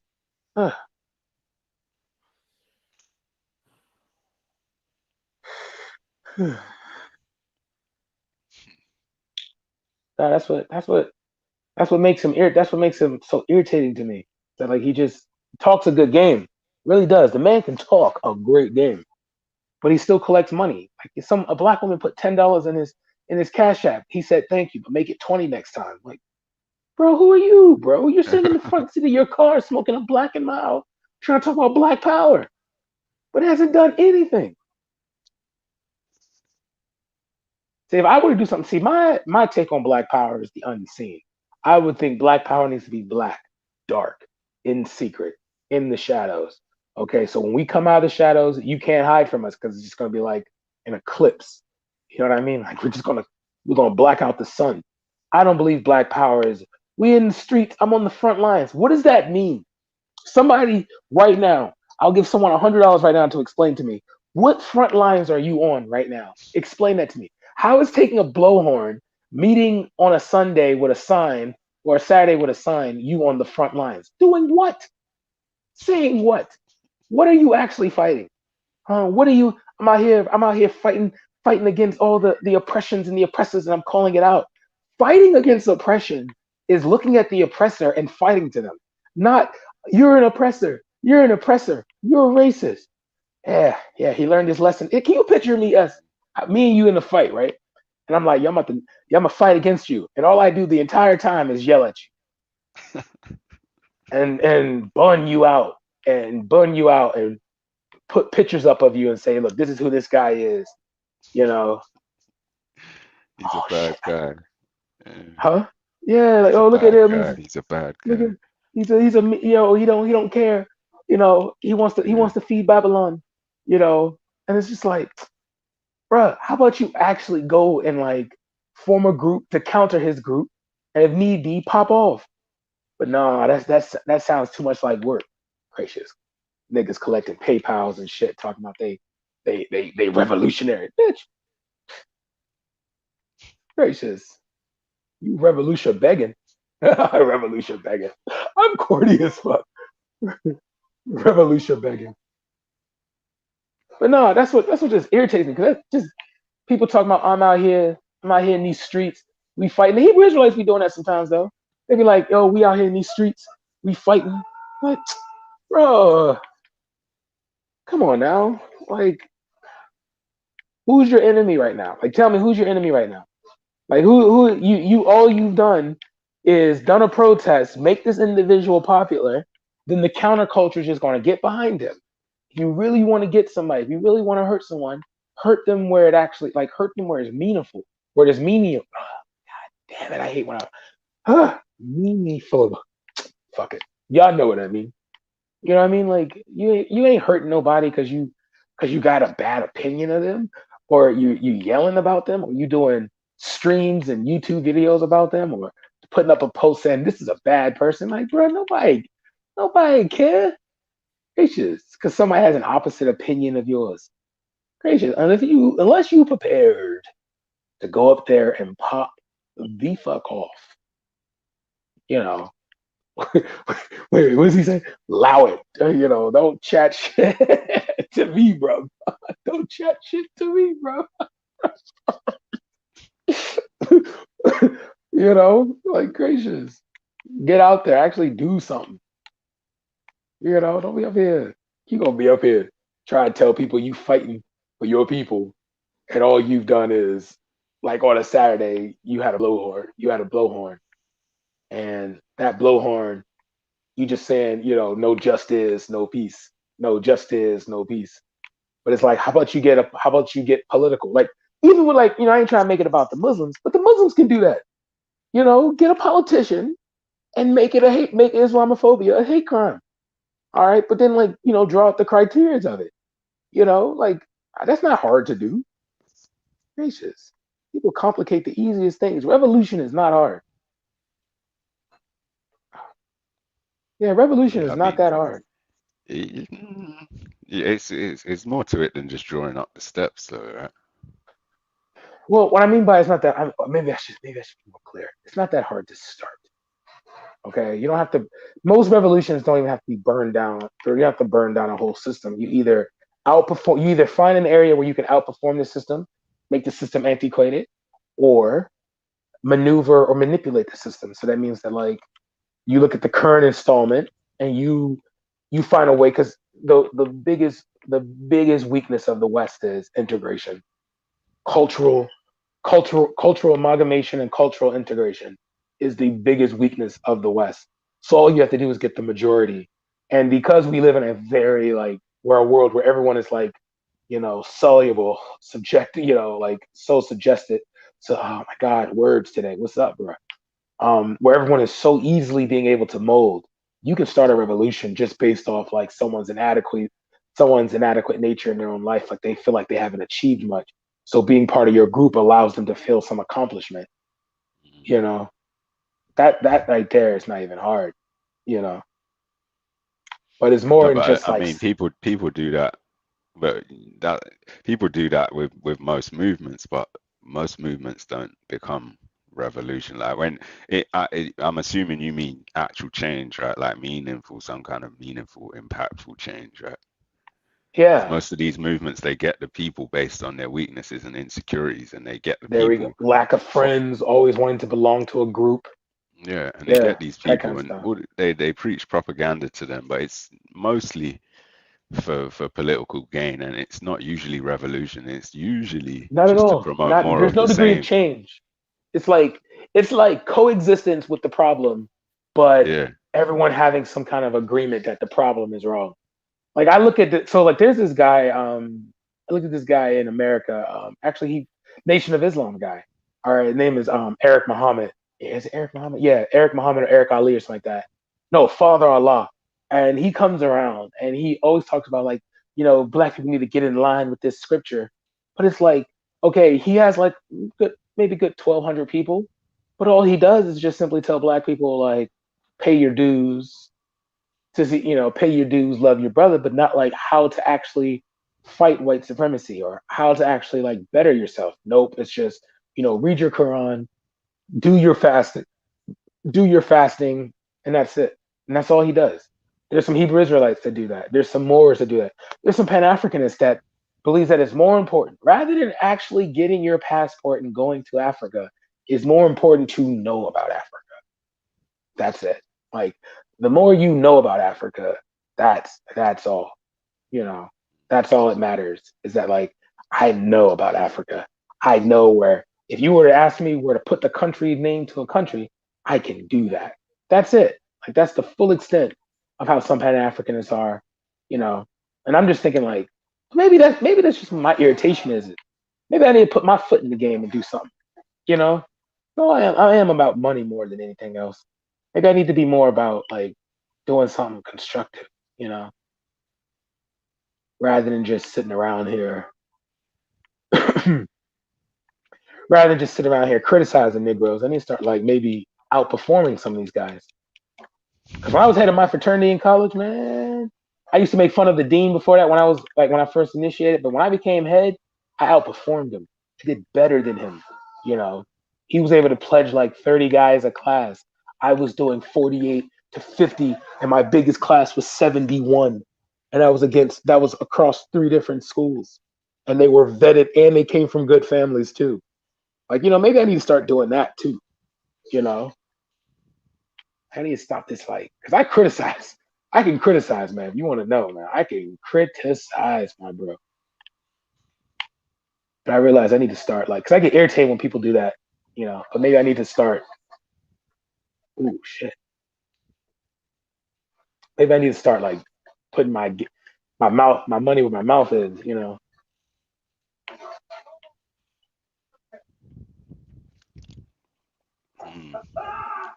I guess so. What would you do though, man? Economic empowerment, but not just not. I'm not gonna like write some like half-ass book or some shit like that. I'm gonna actually teach people how to exploit a market and how to keep and utilizing 3 steps. There's 3 things I learned from business school. Okay, 3 very hardcore methods that I've Like learned your from other MBA, ethnic yeah. groups. Yeah, that I learned from Okay, so the first one, nepotism. Second one, Zionism. Like you need to I believe the saving ideology for Black people is Zionism. Like I don't care what anyone Zionism. can. Zionism, people and land, loyalty to people and land. That's it. So So hold on, I'm confused. Is this Zionism different from the no, it's the modern day exact one. Jewish Zion? The same thing. It's the exact same thing. That's Completely. loyalty to people and land. Loyalty to people and land. Israel does what's best for Israel, regardless of how the world feels, regardless of how the world sees it, regardless how the world views it. It is based on the people. As soon as Black people realize we need to stop playing this moral Olympics game of, oh man, I don't want to be looked bad upon. No, I rather go. See, for me, I would love to go to a resort and only see my people there, and they got their families, they're enjoying their life. You know, there's some business exchange rather than having the association of business or success being that, oh, we're able to shop where white people shop, so that's success for us. You understand? Like that's something I would want to focus on, and I believe that many other Black people should be focused on. Is like, rather than fighting white supremacy isn't, because white supremacy is not like a group, unless we plan to kill every white person, you're not going to fight white supremacy. Okay, it's a thing. It's a thing that white people use to maintain their own strengths. And, it's not even perfect, because how many white people are complaining about their white-dominated countries while living in it? You know what I mean? So it's not like it's unbeatable, but there's ways around it that you can bleed it out, stab it each generation, and it's those three methods. It's those three things that can be done. And I feel like we need to get on that rather than trying to always stand up for other people and, oh, we spoke out against what happened to this community. We spoke out what happened to this community. It's just focus on like us. If we do that, I mean it, for 100 years, if we do that, right, I guarantee you people will be like, they'll be begging for our opinion. Because I look at China. That's all China did. Chinese people only care about themselves and their land. And it's just that simple. Not even like complicated. I think we complicate it because I think some people complicate it because I think in some degree there's like a self-esteem thing where I think people think it's impossible to be achieved. People where I definitely don't think it's impossible. But yeah. if we say, all right, so the current situation, the African countries don't really control the wealth producing resources of their countries, do they? So, well, they can. It's just that's where it would come. That's where the Zionism would kick in, because you would have to have. Because okay, so China, the root of China's success was not in the people indigenous to China, was in their diaspora. The Chinese diaspora coming home and bringing home intellectual properties, but also integrating those intellectual properties as well as their political know-hows into the government. So China may have the same rigorous laws in regards to speech, but they don't have it in regards to funds. Economics, because you can't say it's communist anymore if you have a bunch of self-made millionaires or billionaires being created. People that weren't rich becoming rich. So you have to, there's that, and that's where I'm just like, Africans pull it off. okay, so Yeah. let's say tomorrow, all the African countries decided they're going to switch their economies such that their internal economy is insulated from the external. Yeah. What do you think would happen? You think that would be an easy ride? Would that shake Well, because the of whole the world? yeah, I mean, especially like countries like the DRC, technology like your cell phone, laptop, everything that you're using right now to even communicate, the the wires used for internet will cease in the West. The West will become a third world country in a matter of like 10 years, unless there's some like real like, oh, there's terrorism in Nigeria, so we need to liberate them of their oil. You know what I mean? Like that kind of thing kicks in, because cobalt was like a whole rack of cobalt was found in Mali alone. You know what I mean? Like, the stuff that could sustain a country for 100 years, for hundreds of years. So that needs to happen. But I have to say, one of the greatest flaws I find with us would be that like we need to destroy the religious divide. So we need to like take pride in like, okay, there's two things. If we're going to do this, right? If we're going to be Africans in the world, we have to accept the fact that, all right, cool. Muslims, they got the halal diet. Let's use that. They got their no interest loan method. Let's use that. Christians are good with diplomacy. They got that. Christians are good with inclusion. Okay, let's use that. African spiritualists, they have there's the tradition of the ethnic group, the ancestors and stuff like that. I mean, that keeps the cultural relevance of the people, which instills pride. And all you have to do is just re-engineer. You put on top of that re-engineering, whereas like, okay, if white people have a gun over here, we take the gun, break it down, and let's find a way to make it better, make it work for us. Same thing, and that is happening though. I want to make sure people know that like African countries do produce their own weapons. Like they do produce their own guns and stuff. It's just missiles and bombs and stuff they don't yet. They're not allowed to build their armed forces sufficiently, though, are they? Well, okay. Yes and no, because if you look at a country like Rwanda, Rwanda had, like, oh God, what's his name? Paul Kagame. Yeah, he's like revolutionized his military, where the infantry will be trained a little bit longer. Your conventional militaries can train a little bit longer, that they can be equated to special forces, that they can be comparable to, oh shoot, that they can be compared to special forces.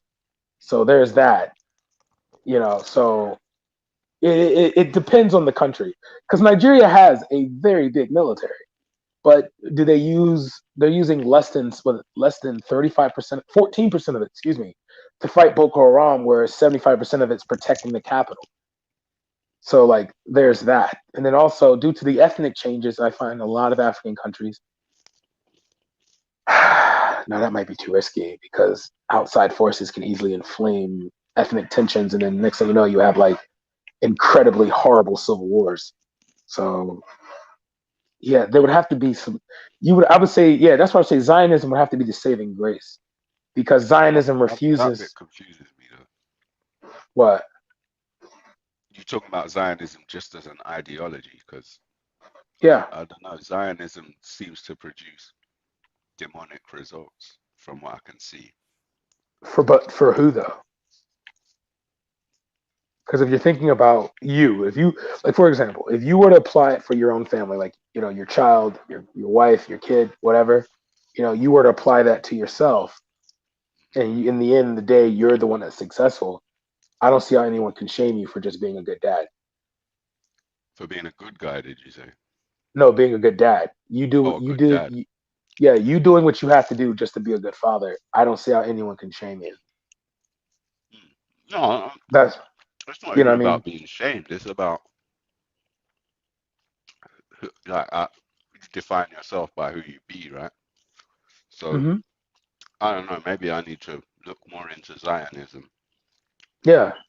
Um, Yeah, it's a very, like, I mean, because I used to be against it, because I was a big supporter of Palestine and stuff like that. But when I started to learn about what's happening in the Congo and stuff like that, and notice how, like, no, there was no group that was around. There was no one outside fighting for Congo, but like a bunch of small black groups. And I'm just like, yo, if one Palestinian kid gets killed, everyone is like ready to like put sanctions against Israel. But if a girl from the Congo dies of poisons after having to work since she was 4, using, cheap tools, there's no crying, there's nothing, no one cares. That just makes me wonder, that's what made me real. I think that's what made me more, uh, that just made me more race aware, I guess you could say, was like looking at that. And then learning about, like, the time when those bring our girls back, when the Boko Haram had kidnapped those girls. It was like it was, if black celebrities didn't talk about it, nobody was going to talk about it. Nobody cared. It was like, there was no one was really trying to go in there and help. As a time in which the U.S. military could have done something big, it didn't. but It was a I don't Russian know. PMC that did it. I don't know if Jeds is here or if he can hear this, but I'm sure I remember overhearing him say to someone else, not him say, but I just questioned whether that narrative was 100% above board or whether it was propaganda. What? I bring our girls back thing. I could be making this up, but I'm sure that people who lived in some of these areas where these girls supposedly went missing from Uh, had no knowledge of the events. wow. See, I personally always thought it was based on the fact that there were um, like, the reason, because it was Goodluck Jonathan was in charge. So I always saw it as like not black, excuse me, the lack of care from the West in regards to this. But I had no idea that, like, I never thought of that. Like, wow, could have been fabricated. Wow, huh, shit.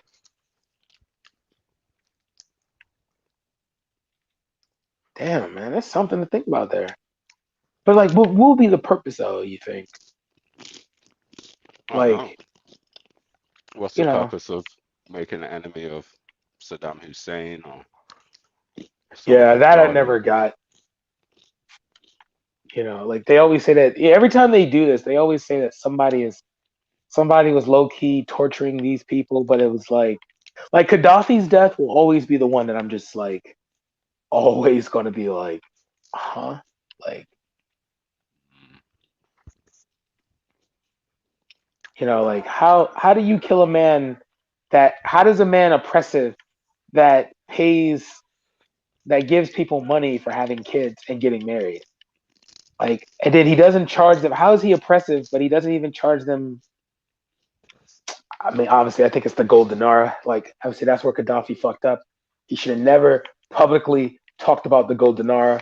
He should have just made it. He should have made it Libya's currency and then started pushing it into Tunisia, Morocco.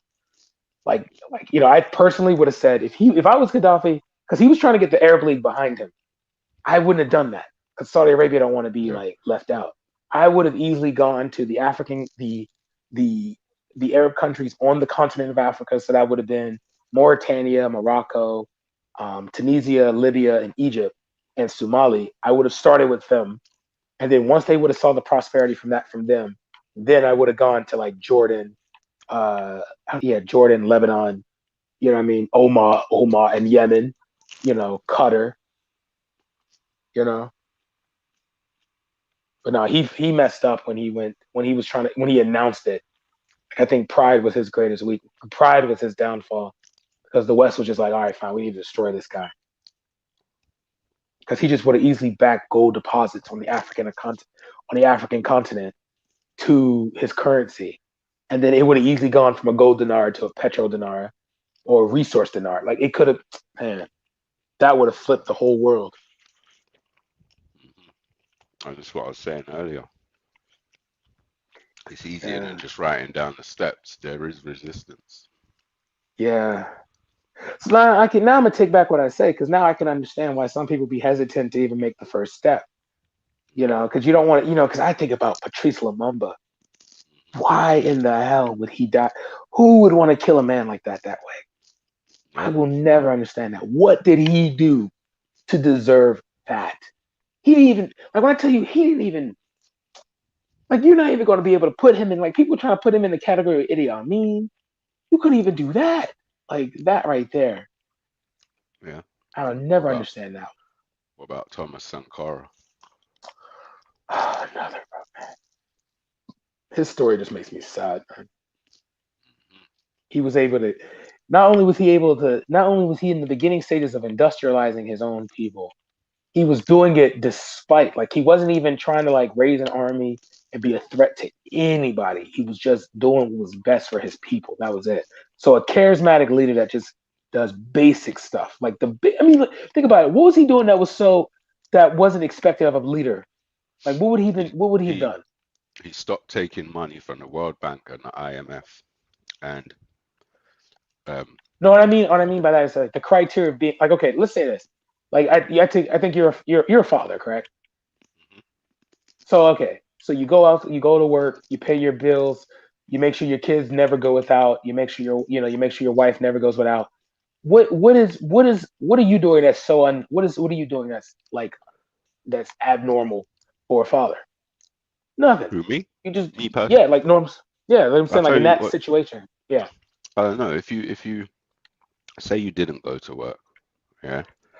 Say instead you're an enterprising person, but as well as an enterprising person, you're revolutionary as well, and so I don't know.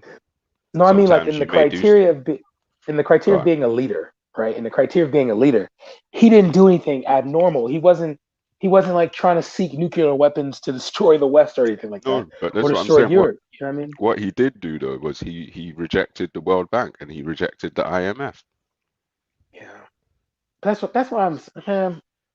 That is abnormal. He basically severed the control. He removed them as creditors. Yeah. But I'm not saying they should have done what they did, but I'm saying this is what happened. He took real steps. He took real steps. Yeah, man. Cause that it's frustrating for me to hear. It's so frustrating to hear his story, man. Cause he just didn't. He didn't. God, he didn't even. Hmm.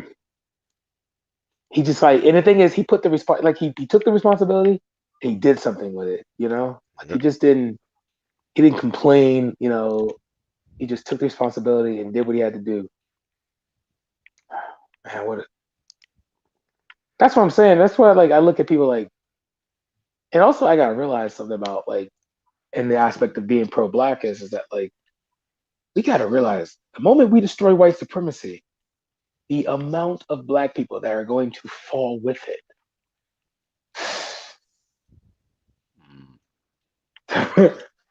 God, you know what I mean? Like, ugh, the amount of black people that will be destroyed right along with it. You know, I saw that quote on Twitter one time. I was like, good God, who says something like that? You know, Who did say that? it was like a random Twitter. He was like, this needs to be highlighted. The amount of black people, when white supremacy is defeated, the amount of black people that will die with it.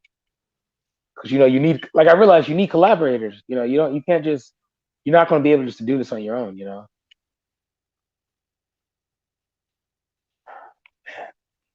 But nah, but yeah, if I were to do something, it would be economic enhancement, but like thorough, like real. Like I would honestly say, like, okay, here's a market.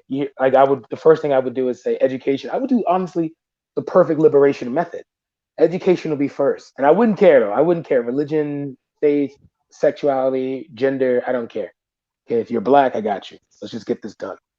You know, and I would go straight up like, uh, yeah.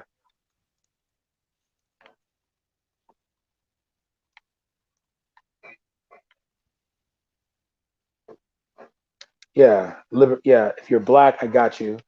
And I would only teach like yeah, I would only teach like stuff that I know and then like have people get people that study that know the field.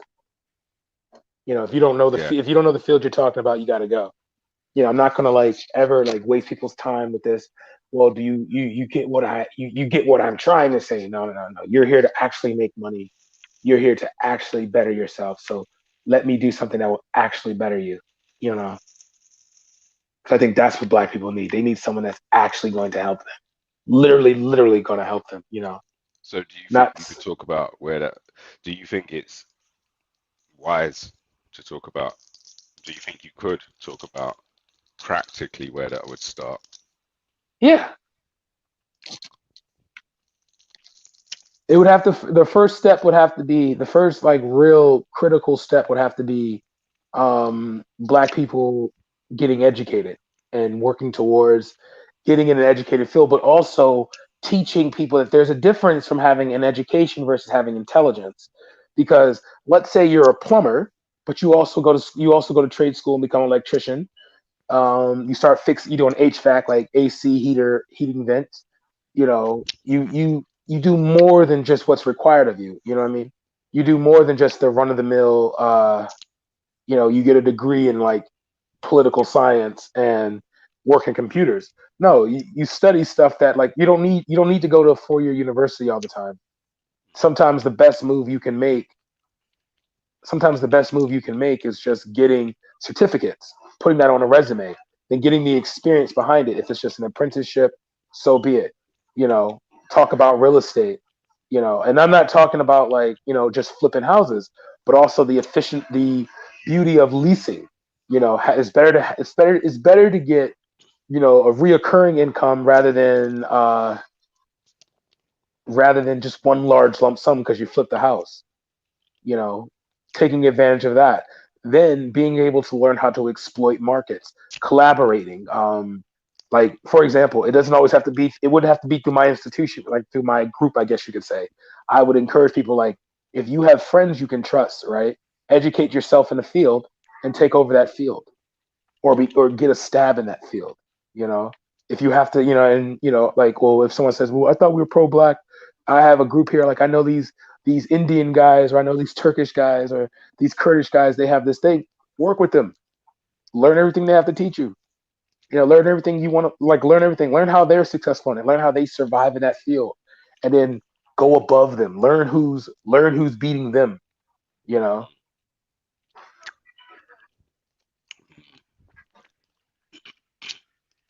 Like don't like, one thing I always say that I hate some Pan-Africans always want to do is some pro-black people want to preach. They want to preach like, let's reinvent the wheel. Like, no. Let's take the wheel, learn how to do the car, break it down, and make it better. Let's add something to it. Like, you want to know what made white people successful in the world?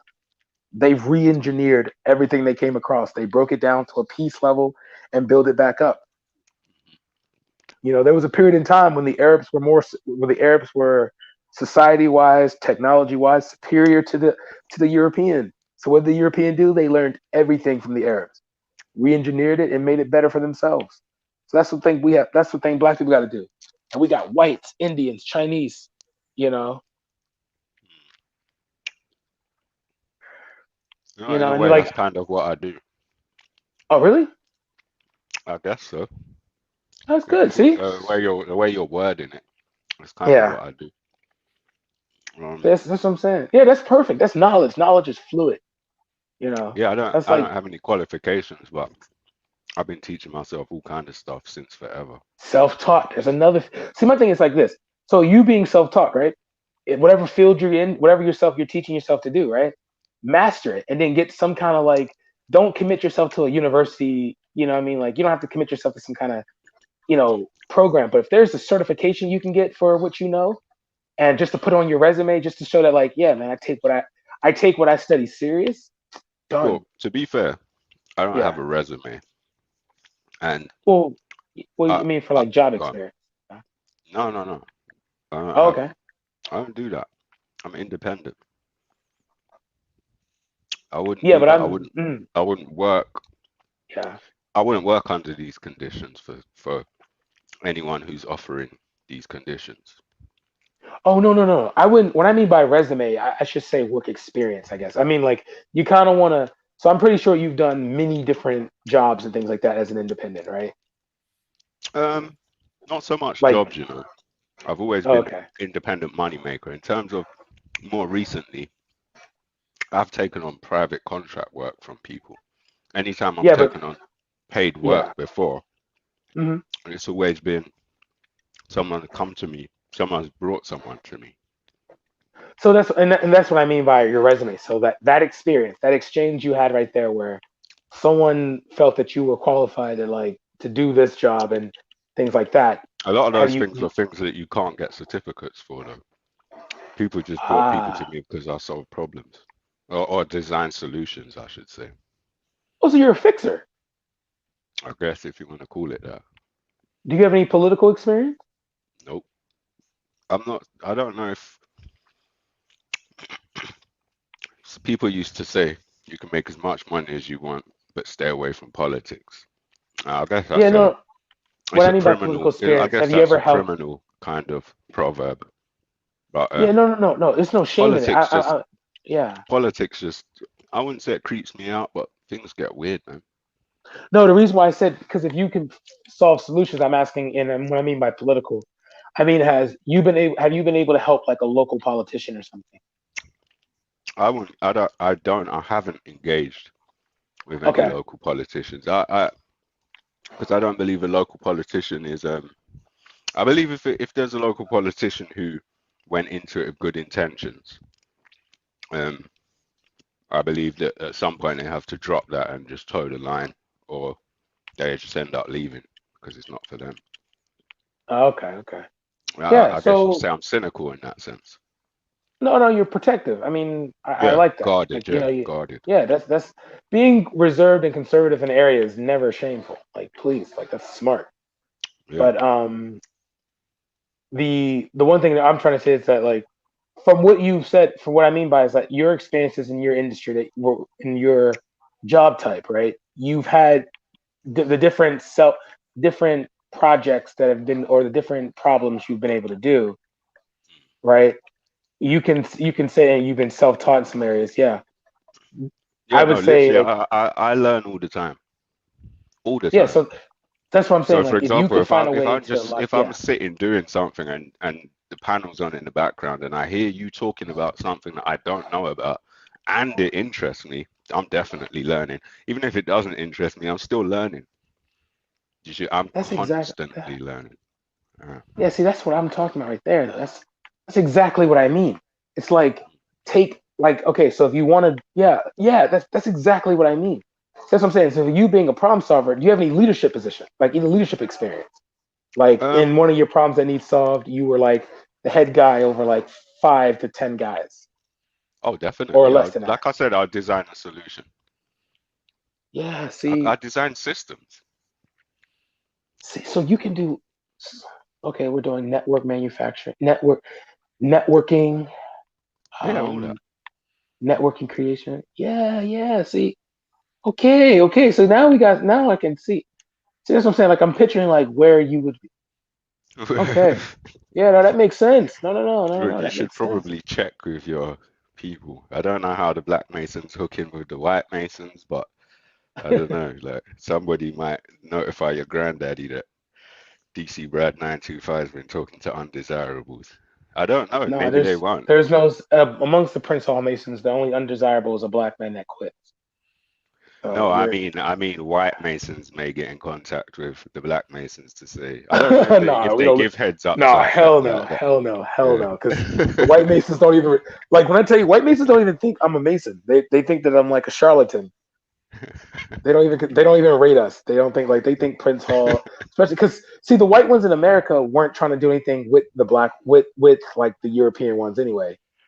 So yeah, that's the ones we deal with on the daily. But they're dying out because their families are getting old and they can't hold power. What white American Masons? What you saying? European Masons are white European Masons Yeah, are well, holding the white power. white Americans, the white American lodges are getting old. Like the Elks are getting old because the young kids aren't into it anymore. They're not into it like our grandfathers and Yeah, but grandmothers make us into it. surely for some more serious ones, they're not more serious kids, but more serious families. They must instill a sense of duty, right? For Well, they okay. self-preservation So what they purposes. self yes. To be fair, yes, but it's not like on the level of like going to school and taking a skill that contributes to uh yeah, it's not like going to school and getting a skill that contributes to that could help your family propel themselves in this market. That's how the black ones are. It's like, okay, we need a doctor, we need a lawyer, we need an economist, we need a real estate person. Like that's the difference between the two. The white ones don't have that aspect anymore. They just kids are just being kids now, I guess. Yeah. But no, like wait, but you guys don't call it what I mean by resume, you guys call it something else. Like CV. So a a Latin term, curriculum vitae, or yeah, do you have a CV? nah, of course not. Okay. I wouldn't apply for a job. What is the CV just for What I'm applying saying, for a because job, right? for your contracts, right? Yeah, no, I mean, so like, let's say a more serious let's Oh say no. a serious To be fair, contract I'm working. Yeah. any kind of work I've had um doing any, if you're talking about IT contracts, again, people came to me because okay, the first IT contract I took Oh, was IT. Now we're talking. Okay, yeah. okay. So the Yeah. first IT contract I took was the beginning of 2018. Um, and it's just a crazy story. Someone wanted they were toying with the idea of a blockchain for one of their Hmm. companies. Um, they had interest in a aviation, what would you call them? Aviation parts broker, I guess. Yeah. And they wanted to incorporate blockchain into their whole logging workflow. I can't remember the terminology right Hold now, the fuck but up. You're a programmer? yeah, Like you're a developer? yeah. And you don't have what is oh, God, I hate oh my goodness. What the Bro, this is what? something I just learned though. I told you I've learned 10,000 things. That's You one of them. self-taught yourself software development? Yeah, I'm still doing it every day. Software development's one of them things you can never stop learning because, Of course, like, for yeah. I know example, there's new you could. applications and stuff, right? I heard someone say the other day, you could be like, if you're a lawyer for 40 years, then 40 years down the line, you're a revered lawyer with this wisdom and this knowledge, this wealth of knowledge and experience. But if you're a programmer 40 years down, if you've been Yeah. keeping active, then you're just current. Do you know what I mean? I guess you have deeper Wait, understanding. time out. You But understand? Time out. No, bro. I'm about to get pissed. Okay, because I'm about to get so pissed, and I don't mean it as like legitimately like angry. I just mean like just my people. Like when I just listen to my people, just like, oh yeah, I just did a blockchain because I taught myself how to do. Oh I God, didn't know how to do it then. I didn't know I how to hate do it then. like this is what I hate about humility. It's just like people like undervalue themselves in a sense. People have gone to school and have put 10. So how long did it take you to learn programming? To be honest, I took multiple attempts at it, and the first time, or maybe the first 5, 6, 10 times, I don't know, I ended up quitting because it just, I don't know why I ended up quitting, numerous reasons, but it was just hard. Let's just call it that. I mean, in the sense of like, I mean, like, I'm sorry, forgive me for just like I'm gonna see how I can say this better. How many months did it take you, or weeks, would you say, or years? Okay, so let's say, all right,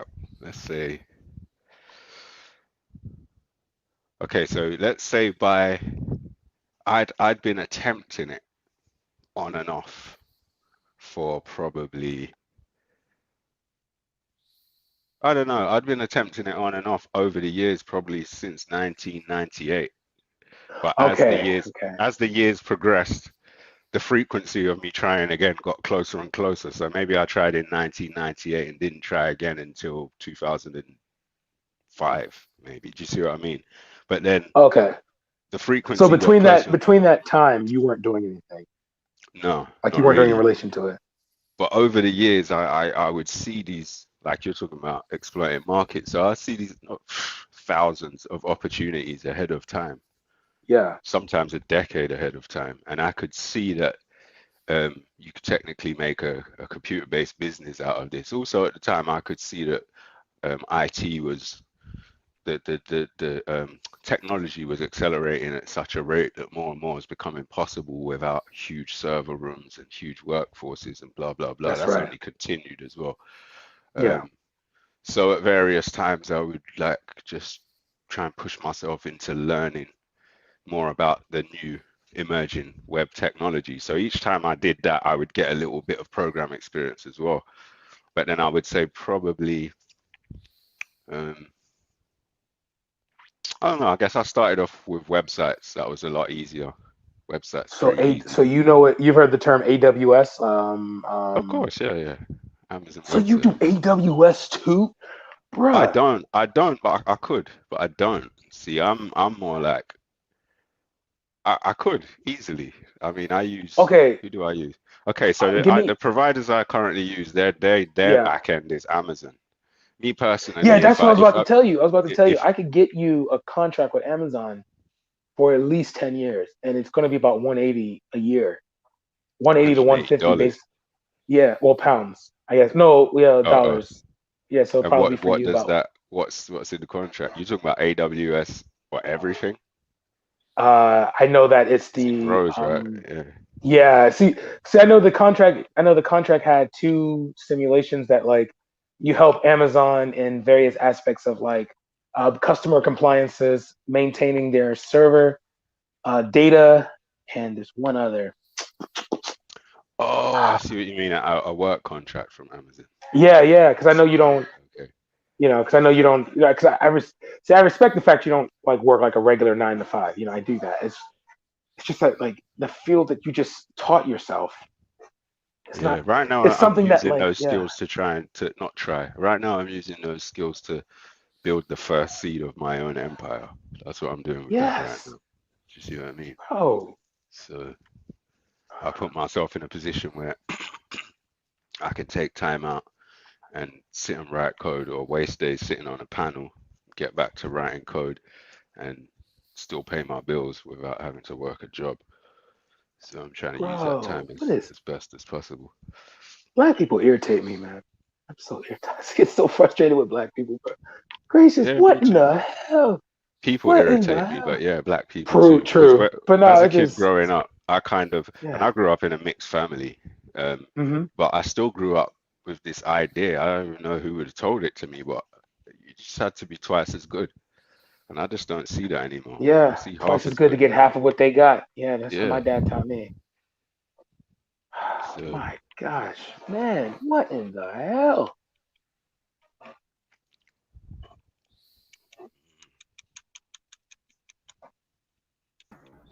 What in the yeah, because you can do data processing. say that again, sorry. You could do data processing. You could do you could do data processing. You can do involvement in God, as you have like so your career is right now. Because I would want to get you ahead. I would want to get you into the like I don't know. Are you against like getting certifications or anything like that? Because I could get what you're studying legitimized. That like if you want to go for the serious contract, especially with COVID, because working remotely, bro, you're sitting on. Oh my I get that. I gosh. get that. To be honest, I know that you can get good IT jobs paying good money, even like the 180s and 150s you were talking about, and you don't actually have to have qualifications. You just have to have the skill set.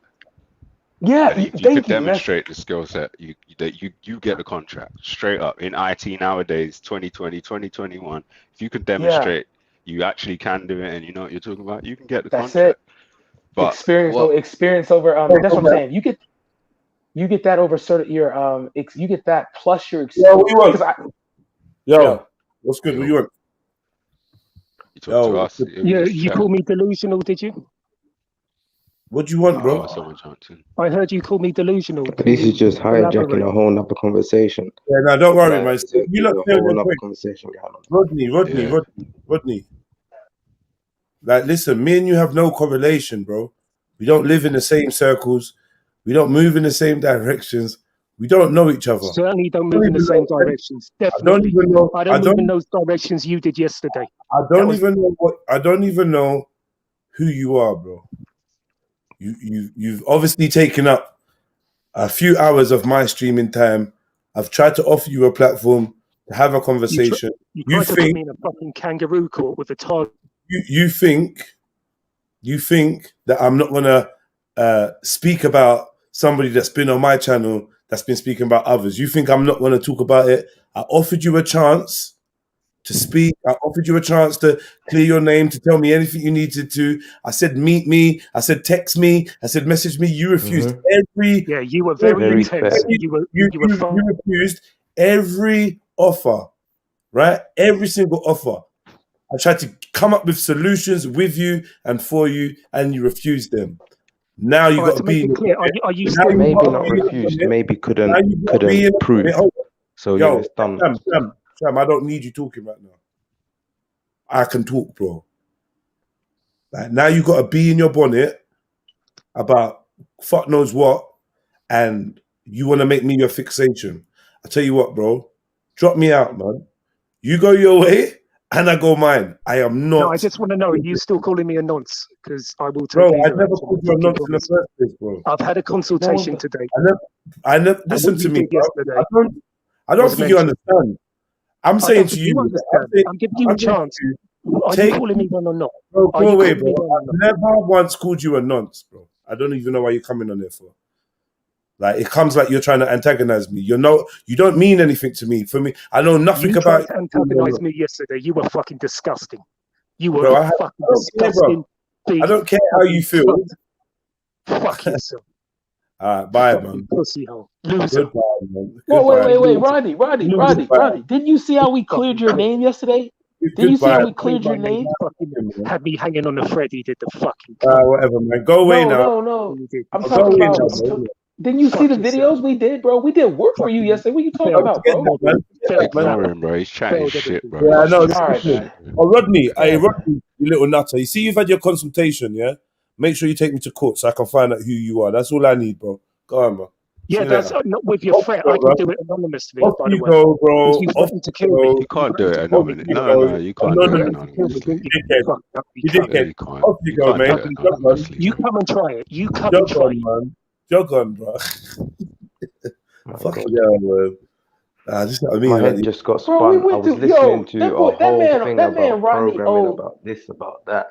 yeah, I know. Like, But let's get back to it, though. Sorry, I had to, like, you get me? But I let him in before I really realized what I did. So, I Okay. have to. But yeah, man, let's get back to whatever.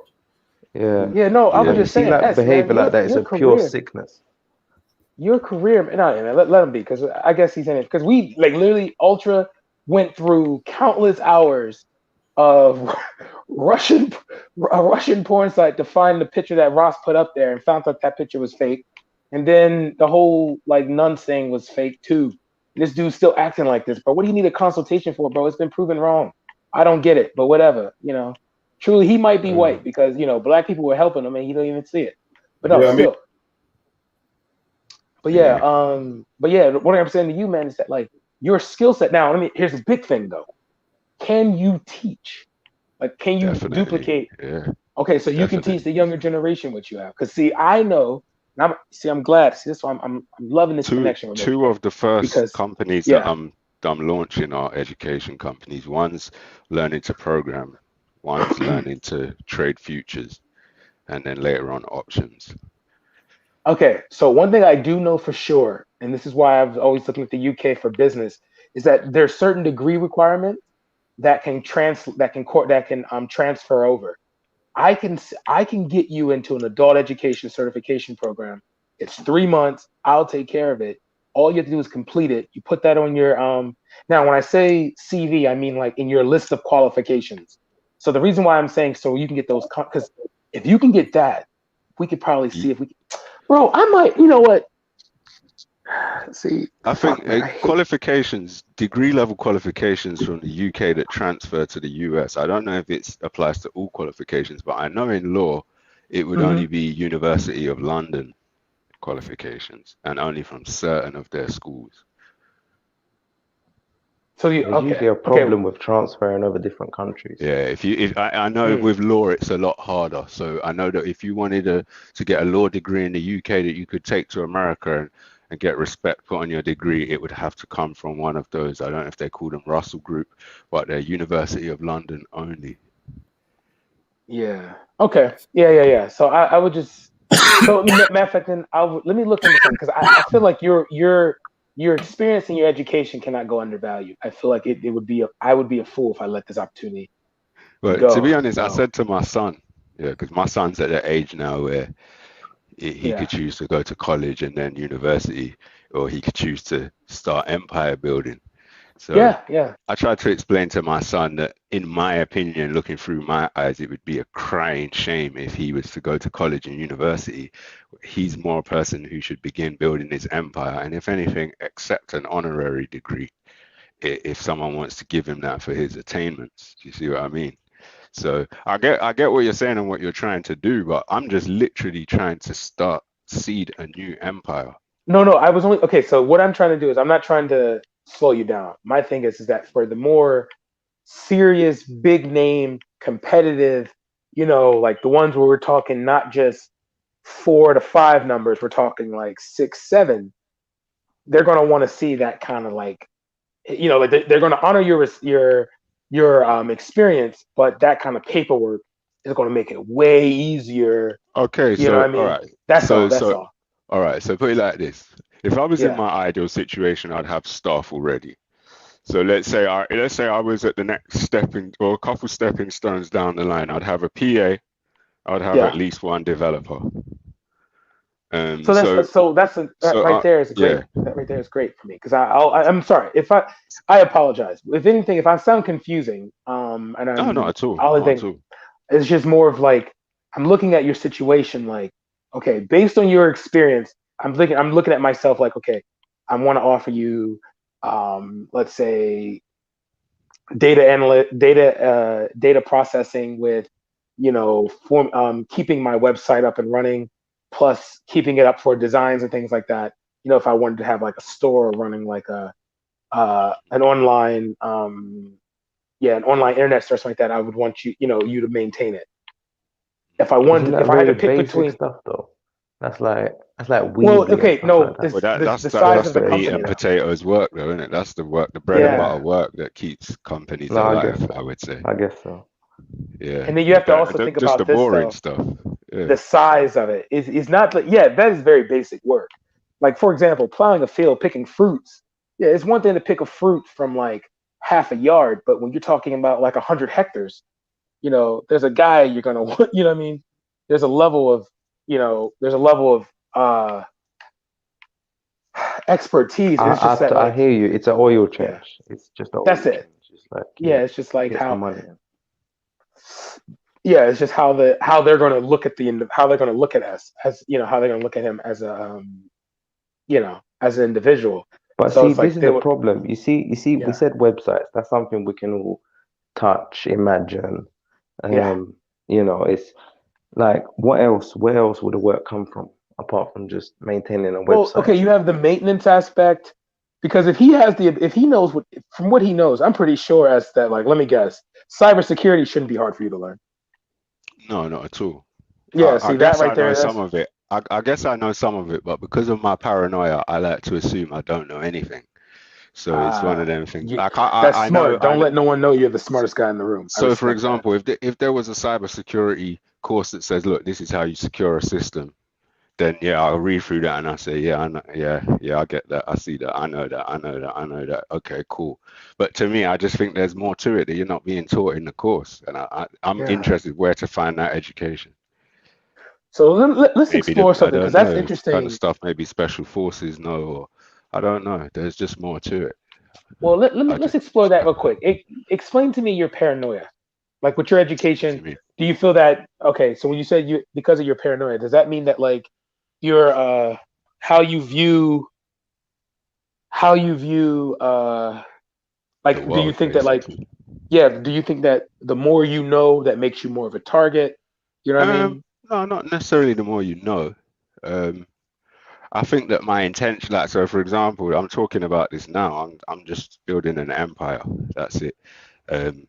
In past streams, in different conversations about different topics, Jedi might have referred to it once or twice as maybe ego talking, not directly about me building an empire, but just maybe certain aspects of the way I look at things. But I look at it like this: I'm in a state of submission right now, more like a swan dive. So things are so fucked that I don't have any choice but to just live. Just actually But live should now. internet be effective? Remove. Should things based like sort of No. online He was be talking about effective? paranoia. He was talking about paranoia. So No, I I just wanted to was. see it. Yeah, I wanted to know where his education. I wanted to see where. Okay, because he's a I think. self-taught man, so self-taught people Yeah. are So very dangerous in the corporate world, because right. So they're most of my constantly like an upgrade. education Yeah. was fueled by paranoia. Oh, okay. Security consciousness. Oh, okay, I'm That's with you. probably what fueled the majority of, let's say, from maybe the age of 18, definitely early 20s. That's probably what fueled 100% of my education, I'd say. Yeah. Okay. And the thing is, I would say as well that where people draw energy from, it usually doesn't have to be this good place. I always say that. Yeah. It's painful places. Yeah, absolutely. Paranoia. Like, failure can be the best teacher at times, I feel. Because we're overwhelmed and surrounded by negative energy. I've become a big proponent of just transforming energy. I'm not interested in the mechanics of it. Just transform it. Yeah. What about manipulating it? Okay. Well, yeah, definitely. I made a joke about it earlier, but Jedi put me off of that a couple of years ago. But yeah, I was all into that. I've been meaning to talk to Jedi recently because you sound like he's going to get back into some stuff that he scared me away from. So Like, I don't know. What do you mean, with energy? Or I think we were having a conversation a couple of years ago about astral projection. We hadn't spoke for years. Do you know what I mean? And he just fucked me up. Even though what he was saying what's was astral projection again? Is that like you're putting your it's mind when your on soul leaves your body, and it's like your soul leaves your body and travels. Not your soul, it's Your consciousness. Your consciousness. Yeah. Well, I thought Okay, the but you can conscious was the remember soul, and see correct? things, right? That you can it's like you get Yeah, a yeah, picture. It's like you see it through your eyes. yeah. Okay. Yeah, I think most people have done that to some extent, and I think the Yeah, I believe example, so. Yeah.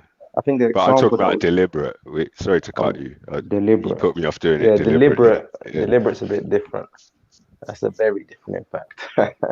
Yeah, that's yeah. I don't know about deliberate. It's more just a vivid memory, and you're not really sure how you was able to do it. And I think the one, because it was explained on here before, it was about you imagine a place that you've never been to before, but your imagination was correct somehow. And let's say you had a picture of, I don't know, this place in Rome. You've never been to Rome, but it was perfect. No, that's You remote. can't work out like That's remote viewing, really. remote. Yeah. That's not actual projection. That's not astral projection. I'd say that's more remote viewing. What you're describing. Okay. Yeah. And the difference would be what exactly? Astral projection, you'd actually travel somewhere, and you'd have like an astral kind of So body. it's that conscious. You'd be traveling there, and remote viewing, you'd just be looking at something. Maybe to look. They'd get you to look. And look, man, they've declassified all these things, man. They've got people doing this, working for law enforcement, looking into rooms, Military. yeah, finding shit that's been lost, finding treasure and all sorts.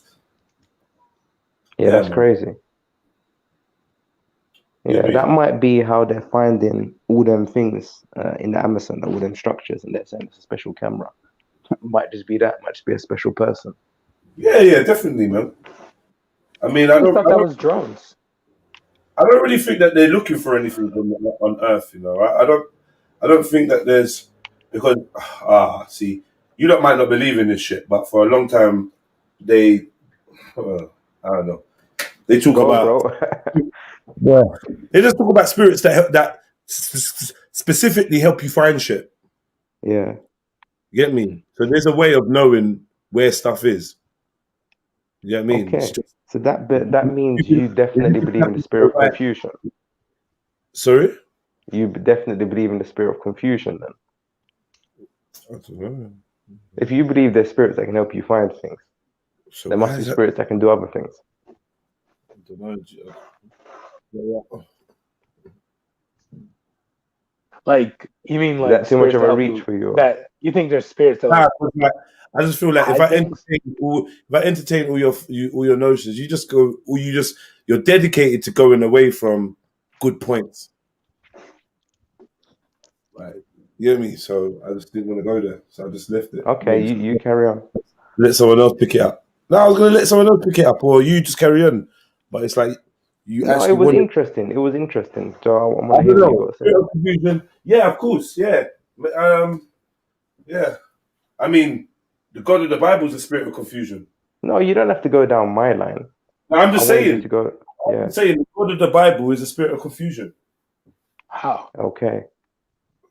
Oh, yeah, never mind. He confused us. But what about using spirits to guide you and obviously, help you? Because straight away I'm thinking about navigating, like. But also scatter the people and confuse their tongues and change their tongues so they're confused and they can't communicate. So yeah. Like I said, spirit of confusion. Yeah, I agree. Why was you asking about manipulating the right one? Oh, why was you asking about manipulating energy, though, bro? Oh, because I was wondering, like, okay, because I love the statement you said it sometimes. The S was using, the other S was using that you can draw from energies from like negative stuff. So I always said that like the greatest failure, like the greatest teacher is failure at times. You know. Yeah, definitely. And so that's what I was going to ask you is whatever happened to NLP? Yeah, that's still there, bro. That's one of my NLP's like Wing Chun to me, bro. It's like it's one of my how could I put it? I carry it with me like that phrase from Heat. Do you know what I mean? But I've kind of moved on, but I haven't. NLP, I wouldn't say I've moved on from it. I would say it's It's a good manual. I think it's a good manual for understanding your mind, but there's different schools and different flavors. And in recent years, I've gone looking for NLP literature, and I've found some more liberal flavors which contradict the flavors that I was learning. So, for example, when I was learning it, it's not like you ignored negativity, but you made a conscious decision to not allow negativity into your sphere. Whereas in these more modern ones, they accept positivity and negativity. I can't remember their spin on it, but it just seemed weak, like weak shit to me. Because I don't know, NLP to me is scientific and pragmatic and systematic. So just because you're deliberately just because you would deliberately correct yourself into positivity doesn't mean you're living in a world where negativity don't exist. You're just taking responsibility for your state of mind. So I don't know. Wait, so it's like you ignore the negative around you and only focus on the positive? Not at all. Not you wouldn't ignore it, but it's exactly what Sham said earlier. Like, so for example, you could or you said even just now the biggest failures. So you could just experience that failure, and you could sit down, you're deflated, and you notice you're deflated. You could choose to wallow in that deflation, or you can allow that at the time you notice that well, do you know what? You don't even have to go through some dynamic chain of events. You can, in NLP, you can literally create anchors. So you can create anchors for performance. So do you know what? Let me go back with the dynamic version. To obviously act at the right time. Like, let's say, for instance, that you had a bad experience, you had to deal with death or something like that.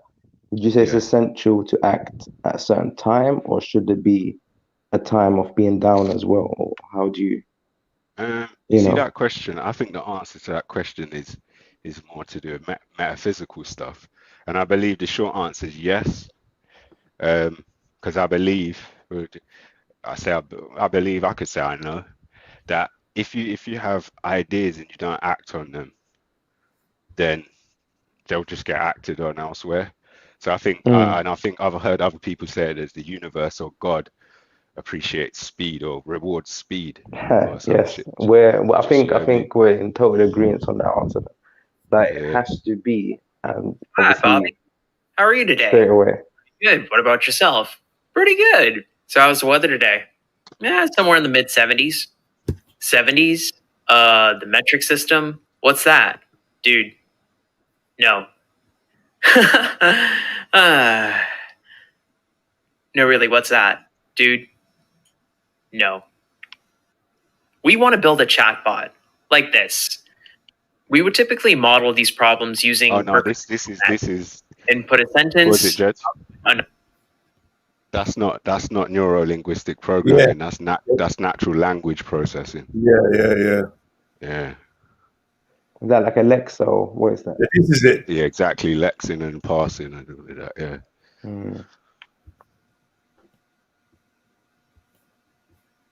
How to you can always catch them out, right? Look, this is that guy. I recognize him from The Secret. Who's that? Which one? This guy here. I recognize him, man. Larry Wells. Do you think, like, The Secret, that kind of stuff could be true then? Like, the association with elements of truth in it. Yeah. Do you think you can, I mean, I would say it's true, but the secret is a sugar-coated, sensationalized marketed product. So I think what they're selling is not a secret. Like, it took me a while to figure that out. Like, the program resonated with me, but it's not an actual secret. Do you know what I mean? They tried that. Like, don't get me wrong, there's definitely a conspiracy to cover up the secret, but it's like it's not a secret. So it was like, I don't know. It could have just, when I first heard people say they could have marketed the idea better, it took me about 8 months to a year to realize what they were saying. It's only once I really got to understand the concepts more that I could see that the marketing, the whole way they presented it, was less than ideal. Do you think sort of like, you know, someone who's like, they're on hard times or whatever, do you think they have sat there in their mind and constantly had positive association? They thought about a big house, they thought about loads of like money and gold and all the rest of it, do you think they have them thoughts or they don't have them thoughts? I think they do, but prior to acquiring, you mean? Yeah. No, they don't have nothing at this Of course, moment of time. Otherwise, so they are wouldn't you leave asking, do I think they could achieve it? No, I'm No, just thinking. or I'm just kind of thinking that how do we know it's not a coincidence? Because like you have a lot of successful people, and they will look back and say, "Yes, I wish you to think about it." Of course yeah, you did, because because that's how it, you got there. okay, so yeah, that's a good point. Okay, that's actually a good point because it lends more to that first question you asked about The Secret. One of the problems with The Secret is it kind of gave the idea that if you just sit and visualize stuff, eventually it's going to come to you, right? But I think it's more than just visualizing. I think visualizing is one of the things. Visualizing is, I think, a good tool for creating new possibilities. I think it's It's about an also obsession. It's not about visualization. It's an obsession about The whatever Secret it's made it about. sound that way, but Yeah. I think the reason why it made it sound that way is because what they were trying to encourage people to do was practice a particular action over and over so that they can strengthen the muscles that that kickstart the magic. But more than just having a visualization, it's like if every fiber of your being is resonating with what you're trying to do. So that would mean that the actions you take are all conducive to what you're trying to achieve, and the things that you pick up on and the things that you ignore would be based on where you're headed. Do you see what I mean? So it's an all-rounded thing. The But you Secret see, itself made it sound heading is definitely more important. When you say heading, I think heading. it's a lot Yeah, more important because if it steps towards the goal, say for instance, yeah, then even if you take one a day, you're still walking towards it. But if you're taking none, then yep. you're not Then going to you get any never get closer there. towards it. Yeah. But wouldn't Exactly. that just be if you like you said, if you're taking one step ahead to the goal once a day, wouldn't that just be Stoicism? Like improve, because I Explain. know a guy that says, okay, so Stoicism was used by Marcus Aurelius to always kind of achieve success and your goals and stuff like that. So using the I guess was the Roman calendar, whatever. If you have if you only dedicate yourself, if you dedicate to improving yourself 1% every day, you will be 365% better. But within 3 months, you would be 90% better. Does that make sense? Okay. Like, Yeah. so it's like that. But I've always, I don't know, like, But it can't be talk. It has to be proactive. That's the difference. Yeah, So like yeah, an easy analogy will be like, let's say you want to be. We spoke about bodybuilding, but let's say like you're going to the gym. Like going to the gym is bringing you closer to your goal. Researching, let's say you want to get into property, watching, I don't know, even like start with watching auction programs on, like exactly. Yeah, TV and stuff like that, and see how it works and whatnot, and look at the problems exactly. they run Because into, and just from doing obsess. from doing those simple little things, you would pick up little simple things like terminologies, and then you could be walking somewhere and so you overhear something or you spot something in your peripheral, a word on a poster that you would have ignored before. Do you see what I mean? Yes. So yeah, it's definitely the visualization part. I believe that's an important part because when things start to go against you, you come up against obstacles, you've got to be able to stay on course. And the only way you can do that is if you remember who you are and where you're going. So Yeah. I think the visualization makes good exercise for people who are just coming from normal life who don't have any practice in this. And The Secret is good for a lay person, but it's quick to surpass The Secret if you're going to be deliberately controlling the way you think to control the way you feel and perform. Then you can surpass The Secret very quickly. Especially if you get into meditation and you begin to notice a quiet inside yourself, you begin to notice your body. How do you tie meditation into it?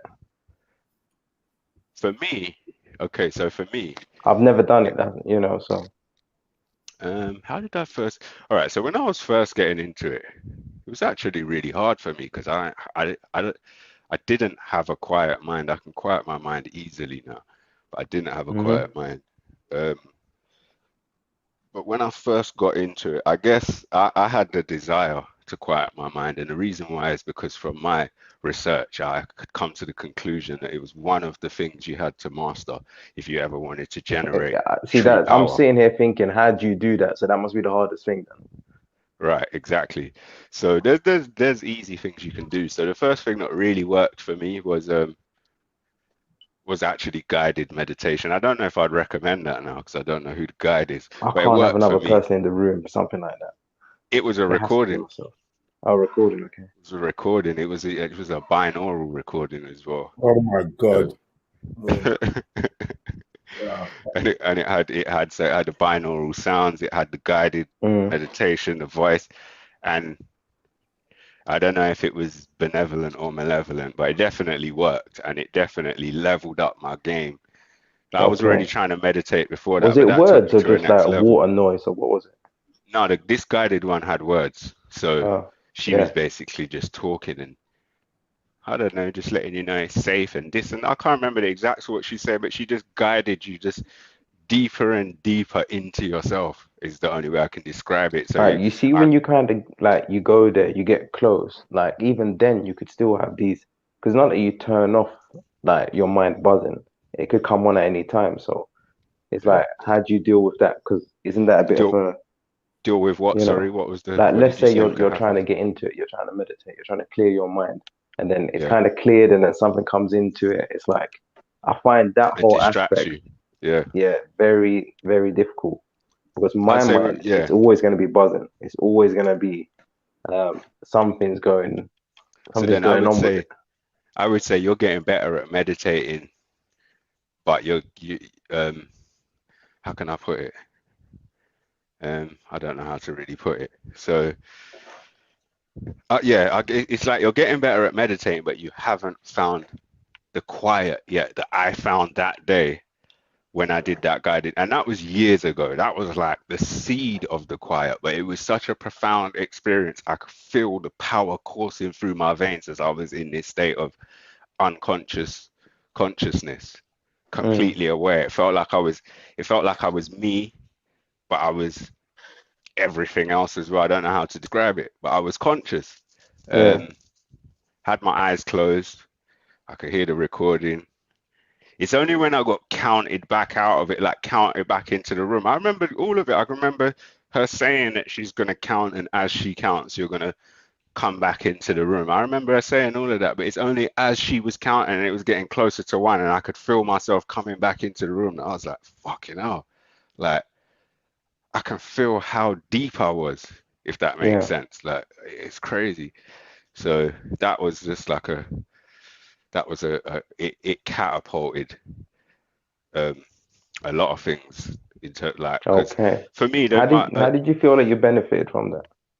Well, because I don't want to get caught up in one of these like marketing things, like so blah for blah me, blah. But it's like the angle Sikh guy, he added a bit of relevance to it when he said that's kind of part of his culture. I thought, okay, so there's something deeper to this, and like, I'm just wondering, like yoga and all these things. What, is it real? Is it not real? I don't know. I can't speak for yoga. I know I've heard a lot about it, and there's a Jedi could probably tell you a lot of stuff about it that make you say, I think it's probably not a good idea without doing a lot of more research yourself and come to your own conclusion. But my angle for getting into meditation was partly to do with this whole thing around the secret and but not just that, also being in control of your mind. But martial arts was a big part of it for me. Because as far as I was concerned, did you say Wing Chun? Yeah. Did you know that basically, like, really I had someone who was very yeah. deep into that, like for a long time, martial arts instructors, like, some very close to me. They love that stuff, man. Yeah, but to me, it related more to ancient Chinese martial arts, because I always looked at the ancient Chinese martial arts as, I don't know, they would always talk about, or not even talk about, but display stuff that was but it went down to like families and stuff, not competitions and tournaments. So it's like exactly right. So there was always this mysticism. But what I was able to glean over the years from reading various things, two things, is that to be able to generate the full potential of your power to deliver like to transmit full power, Mm. you have to be completely relaxed physically, mentally, emotionally, whatever. So at the same time as working on my physical flexibility, I was also trying to work on my mind. Also, the chi follows the mind. So the mind is what commands the energy to move. So I say the mind, it's more than, I don't know if the mind is the right word, because it more just feels like a balance. I don't know how else to describe it other than it just feels like a balance. Are you separating notice. the chi and the mind? You're saying they're separate. Right. I'm saying the chi follows the mind.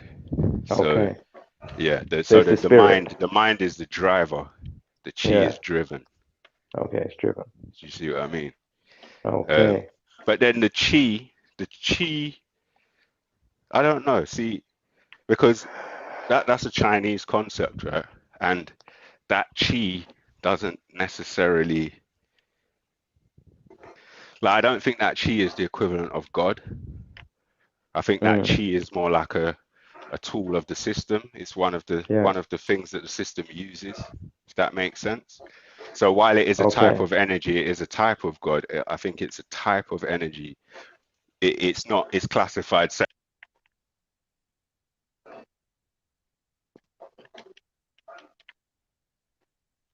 Okay, I don't know if you cut out a bit there.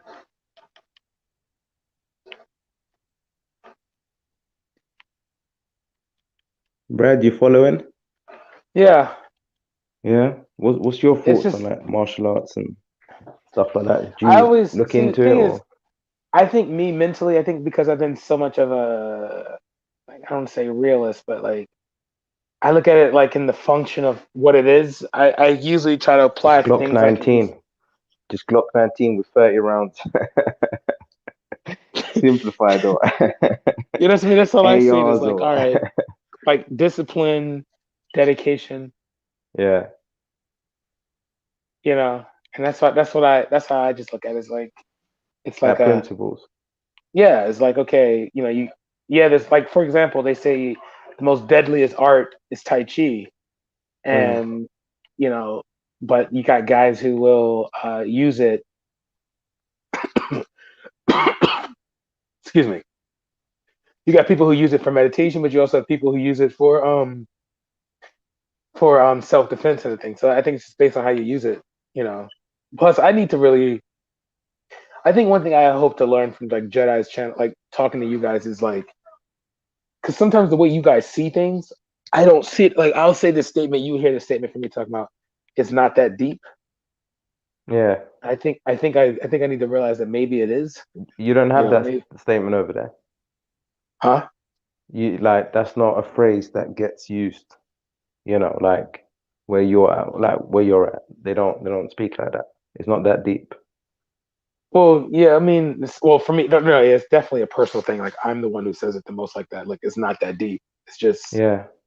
you know, like these people here are doing this. You know, that's how I've always seen it. I've never really took the time to actually explore, you know, yeah, like the amount. I think the amount of opportunities I've missed in some occasions is because I've like someone's trying to enlighten me on something deeper, and I'm just like, 1 + 1 = 2.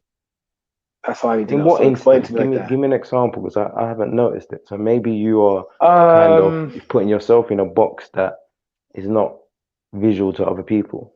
Well, like, okay, or I can say, maybe that's something that's how you want to be associated. Because you've said that to me before, and I haven't seen it. It's not something which I've noticed. What? That you're someone that just takes things for face value. Why would you be here if you just took things for face value? This is a conscious channel. You'd be watching maybe like a sports channel or something else, right? So you're definitely open to ideas. Yeah, I think for me, I think that's the goal, is to change that aspect of I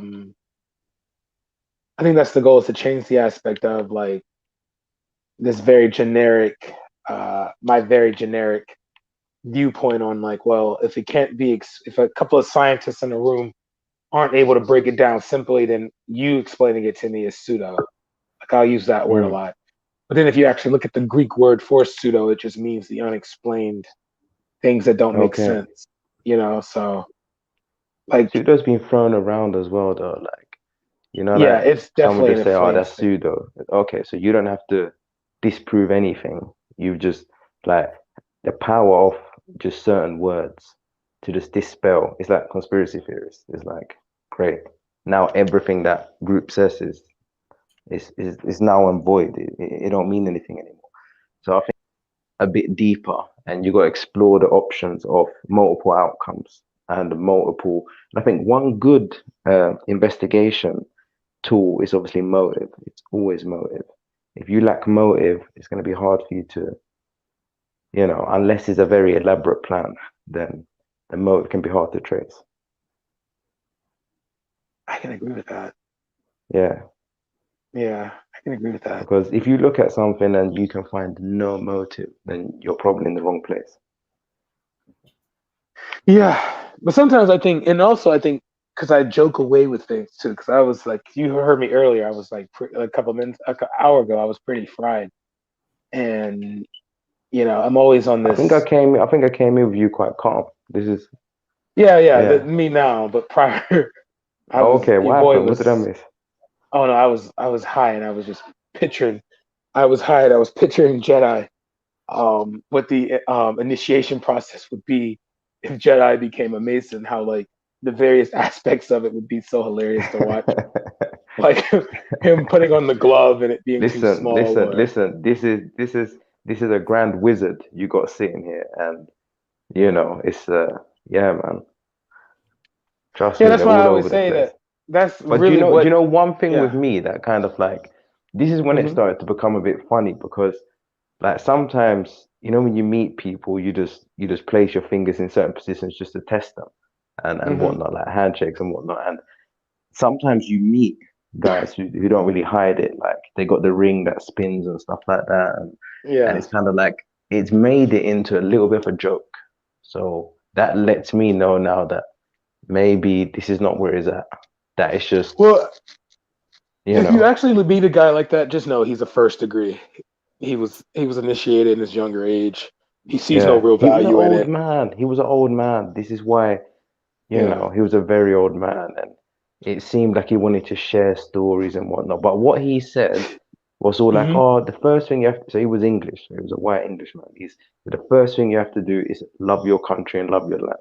Then he started to tell me about we just meet up, we do this, and we pay a fee. So you pay a fee as well, right?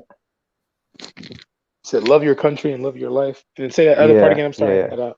He just said the most important thing is to love your country and to stick by it at all costs. And something else he said.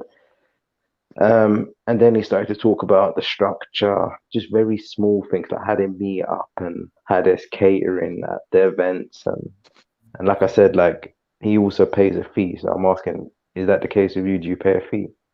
Well, not because I'm legacy. You have a lifetime member fee where it's like a one-time thing, but then like it's The pretty fee would be the expensive. problem for me. That's where it will be like,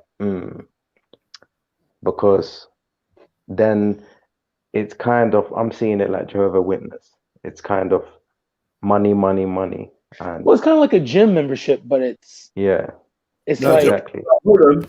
Jehovah's Witnesses are money, money, money. Who told you that?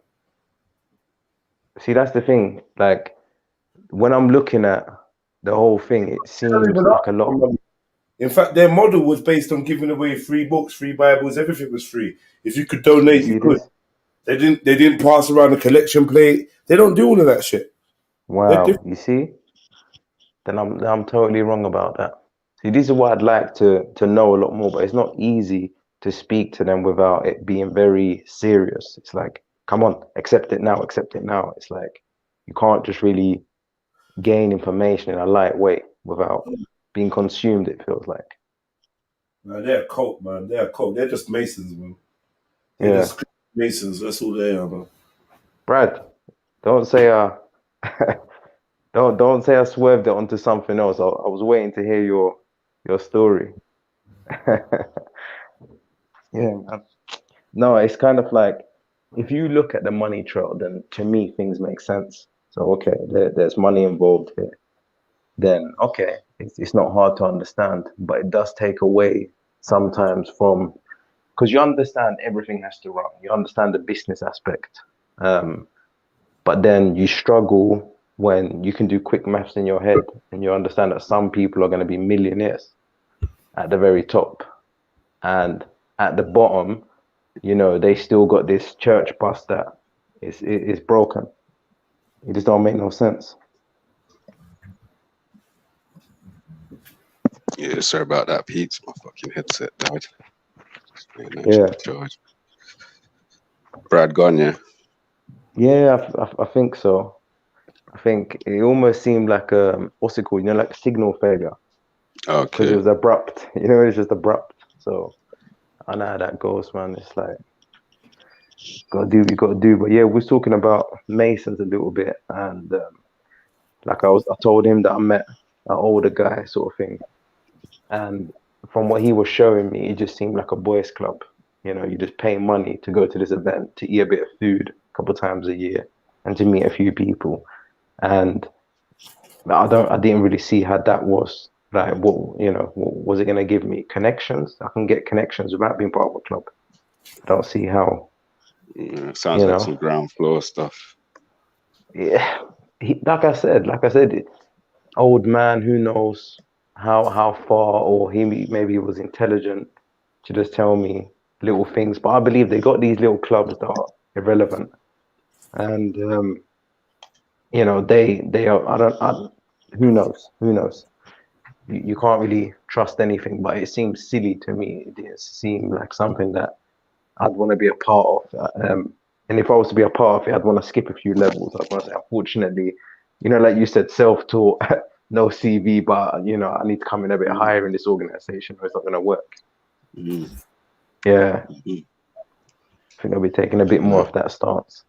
But are you considering masonry then? No. Like I said, you can make connections without being part of it, and being yourself, like more mercenary level. I prefer that. You know, not accountable, not held down to anything. It's not like, yeah, my team's Arsenal, yours is Manchester United. Yeah. No, I don't think it needs to be like that. And then that would obviously mean taking orders, doing this, But this doing that. This is the thing. This is why I'm not prepared to take payment from somebody. I mean, I can get into agreements with people. We can strike up agreements, and if payment's due, then payment's due. But I'm not prepared to sell my services for payment. Okay. Do you see what I mean? I'm not. I mean, I can't say under any circumstances. Do you know what I mean? I'd help my dad do something if he wanted me to, and he could break me off some money. But I mean, I'm not going to be wowed like by large yearly salaries on contract if it's a job.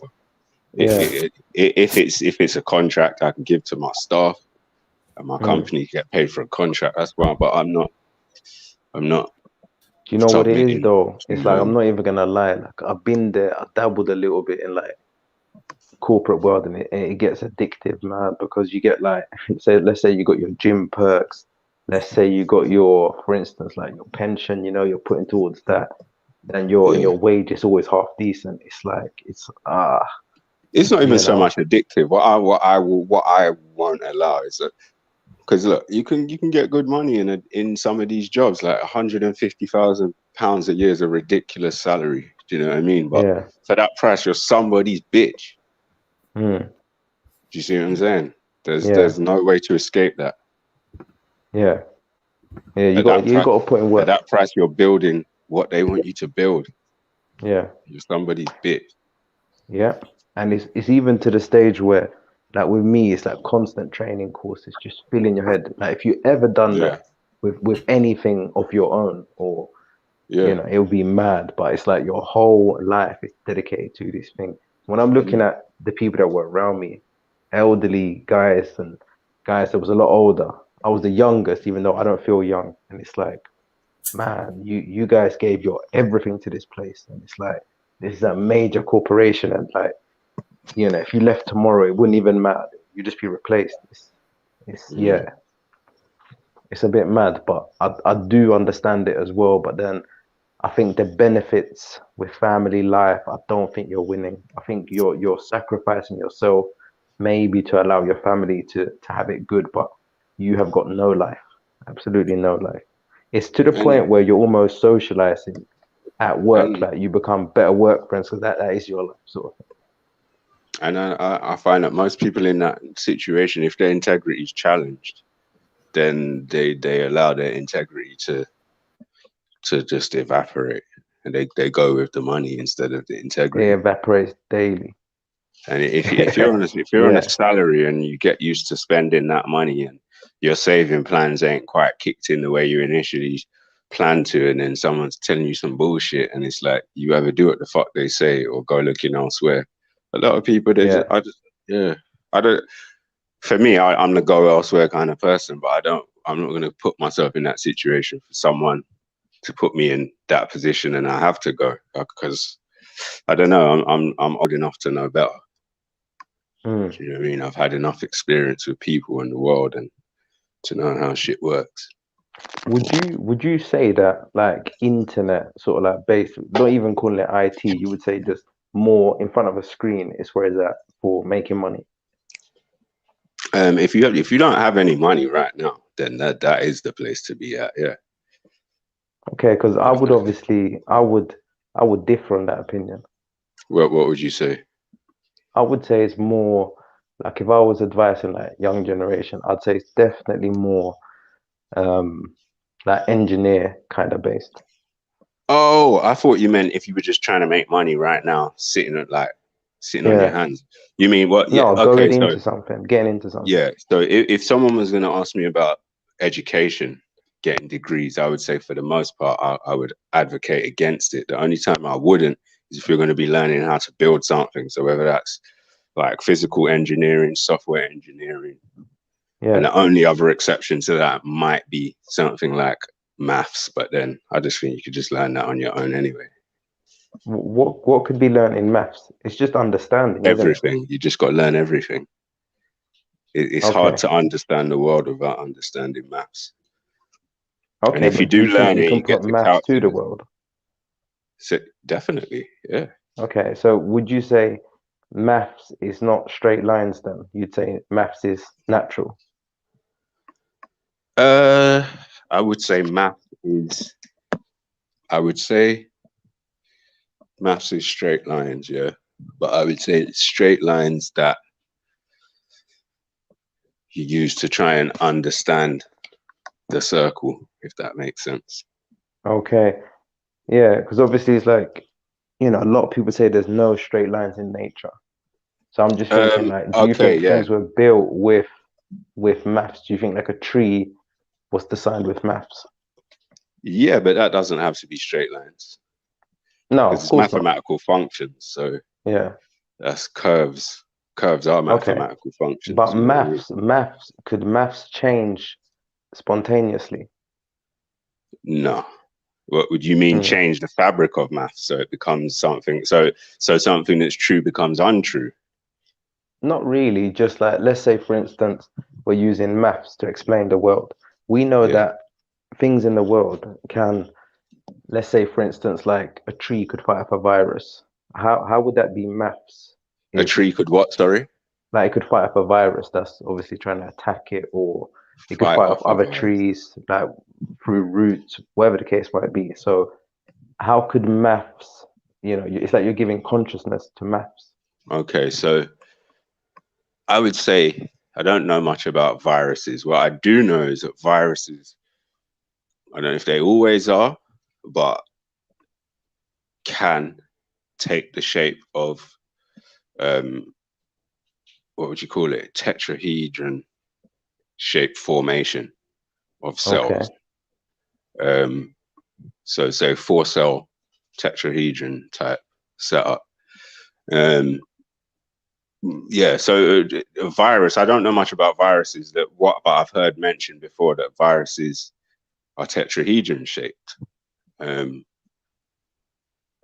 So that would be a good place to start. That's geometry, that's sacred geometry, I guess, is a good place to start.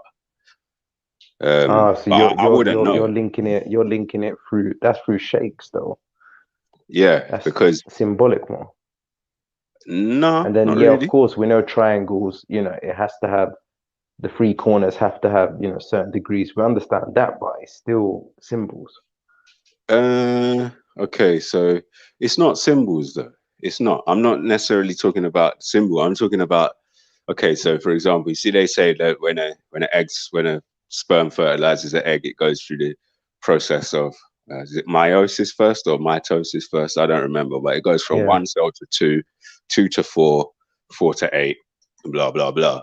So apparently Yeah. when it's 8 cells, it forms a star tetrahedron, as in 2 tetrahedrons inserted through each other to form a star pyramid type macabre looking thing. I don't know if you're familiar, Mhm. if you can visualize, but so it's not just the symbols. It's about the geometry is about the movement of the energy.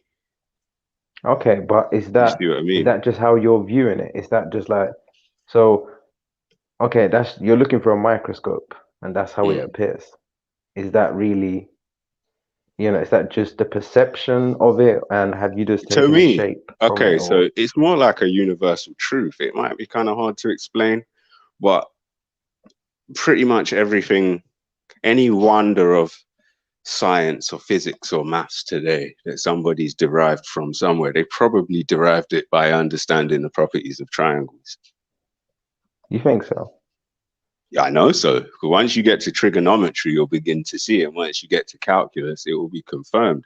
And at that point, you'll be thinking, why didn't they teach us calculus first in primary school and then teach us the rest afterwards? Because then they would have showed us how all the rest was designed. Plus, calculus Okay. is a lot easier than the rest. Do you know what I mean? How would we obviously apply it then? So, you know, like, in a sense, to, so that we know that it's real. How do we, okay, one way you can have a look under a microscope and the creation of life can be viewed. I hear that to a certain extent. You know, it's hard to get away from, but how can it be applied in everyday life? Well, I don't know. In practical ways, you can apply this understanding of I'm talking about the geometry. knowledge, by the way. You know, so Yeah. if you know this, let's say you have this information, how do you sort of use it to your advantage? Okay, so I can give you specific example. I get what you're trying to say. I'll try and give you some specific examples. So let's say, for example, I'm very martial arts. practical, simple man. Yeah. Very So let's practical. say let's say martial arts. Let's take Wing Chun, for example. Yeah. I don't know whether you know this or not, because it's not something that's spoken about a lot. Unless you read the actual Wing Chun books, you may Shall I not say it see before it. you say it? What's Just in that? case. What you know, like the creation of it, is that what you're gonna say? How it was made and who it was made by? No. Okay, all right. No, because you're talking practical stuff now, right? Okay, yeah. So Wing Chun is your whole form is based on geometry. It's not based on any kind of mysticism. It's a scientific system based on geometry. So the way you hold, the way you position your body when you're practicing is based on an understanding of triangles and circles. The way you move is based on an understanding of triangles and circles. And in practice, they're both solid, they both have a massive right crushing mass, like they're both solid shapes. Yeah. And the circle is even more versatile than that. Yeah. A circle can deflect forces. It can, do you know what I mean? It's just, it can go any direction. Generate ridiculous ball bearings. Yeah. And a circle is a wave, and a wave is a circle, whether someone wants to believe that or not. Do you know what I mean? Like, so everything that applies come on, a wave. If you look at a wave, it's a circle. It goes into a circle. Yeah. And everything that applies to circles applies to waves. So a circle doesn't just have to be used to deflect. It can be used to deliver a strike. A circle can be used to so for example, if we're practicing, and I get you to relax, then I could punch you, with you've trained, so you're used to it. It's not shock to you. Started off punching you soft, but now you're at a point where I can actually punch you with force, and your knowledge of the circle and your applying of that and the state of mind, it can keep relaxed. So when I punch you, yeah, you don't anticipate coming and flinch. You don't tense up. The punch hits you, and you move with it. But the movement is circular in such a sense that, say, in your left side of your chest. Okay, so you're dispersing the force. Right. So if I punch you in the left side of your chest, you can use the force from my punch and deliver it back to me using your fist in my guts, in my chest, in my face, however you decide to angle it. You see what I mean? Using geometry. And it's something you practice. It's something you should be able to see working from day one. Okay, then you should obviously like jiu-jitsu if you like stuff like that. I haven't studied jiu-jitsu, but there's definitely going to be a lot of the same principles. They just may not attribute it so openly. Jiu-jitsu is crazy. Like, Yeah, I don't know. It must do, yeah, because it's all about angles. Like you're choking people out from basically like any angle, more or less. I do know jiu-jitsu is that I don't know what terminology they use, but they definitely teach good structure. Yeah. Do you know what I mean? And that's geometry again. You can feel the structure in someone who practices jiu-jitsu as opposed to someone who doesn't. I could tell you that. I think jiu-jitsu, I feel like it would be more of a complete ball because it's like it's non-stop. It's definitely like there's more no angle. Yeah, there's no angle where you're supposed to have a weakness. You're supposed to have a strength. And it's also proven on the world stage. If you look at Gracie's and they put themselves out there. Yeah. And what they said we're gonna take our skinniest, most pathetic looking brother, and he's fighting the beasts of the time. It's like, and there was not all these like rules and regulations. It was like, you know, marking. You want to fight this guy? Okay, no weight class, no nothing. You just got in there, and he was cleaning up, just choking people out and stuff. They couldn't handle it. Yeah. You could argue that they were just very up on groundwork from way back in the day, and that if we had the same level of wrestlers, what would have happened? But they were definitely putting in work, and I think the aspect of being able to hit people while choking them as well, it's like it's difficult because you're doing a lot of stuff now, and you're not just boxing, you're not just kicking, you're not just doing anything, you're doing it all. But somehow you're not being clouded because you're not training to kick necessarily like you're standing there kicking a bag or punching a bag. You're just understanding that a punch at the right time could be essential to further your goals. Yeah. I wouldn't say it's a pure circle because a punch is definitely a straight line. Yeah, but it's a straight line, but a hook can be what? It can be a circle, it can be a fake, and you can actually go for a choke. It could come full circle in the end, you know. It's like, to be fair, a punch is a combination of a straight line and a circle, because the motor, the engine is a circle or a wave. But if you're pushing from your legs or anything like that, that's definitely a wave.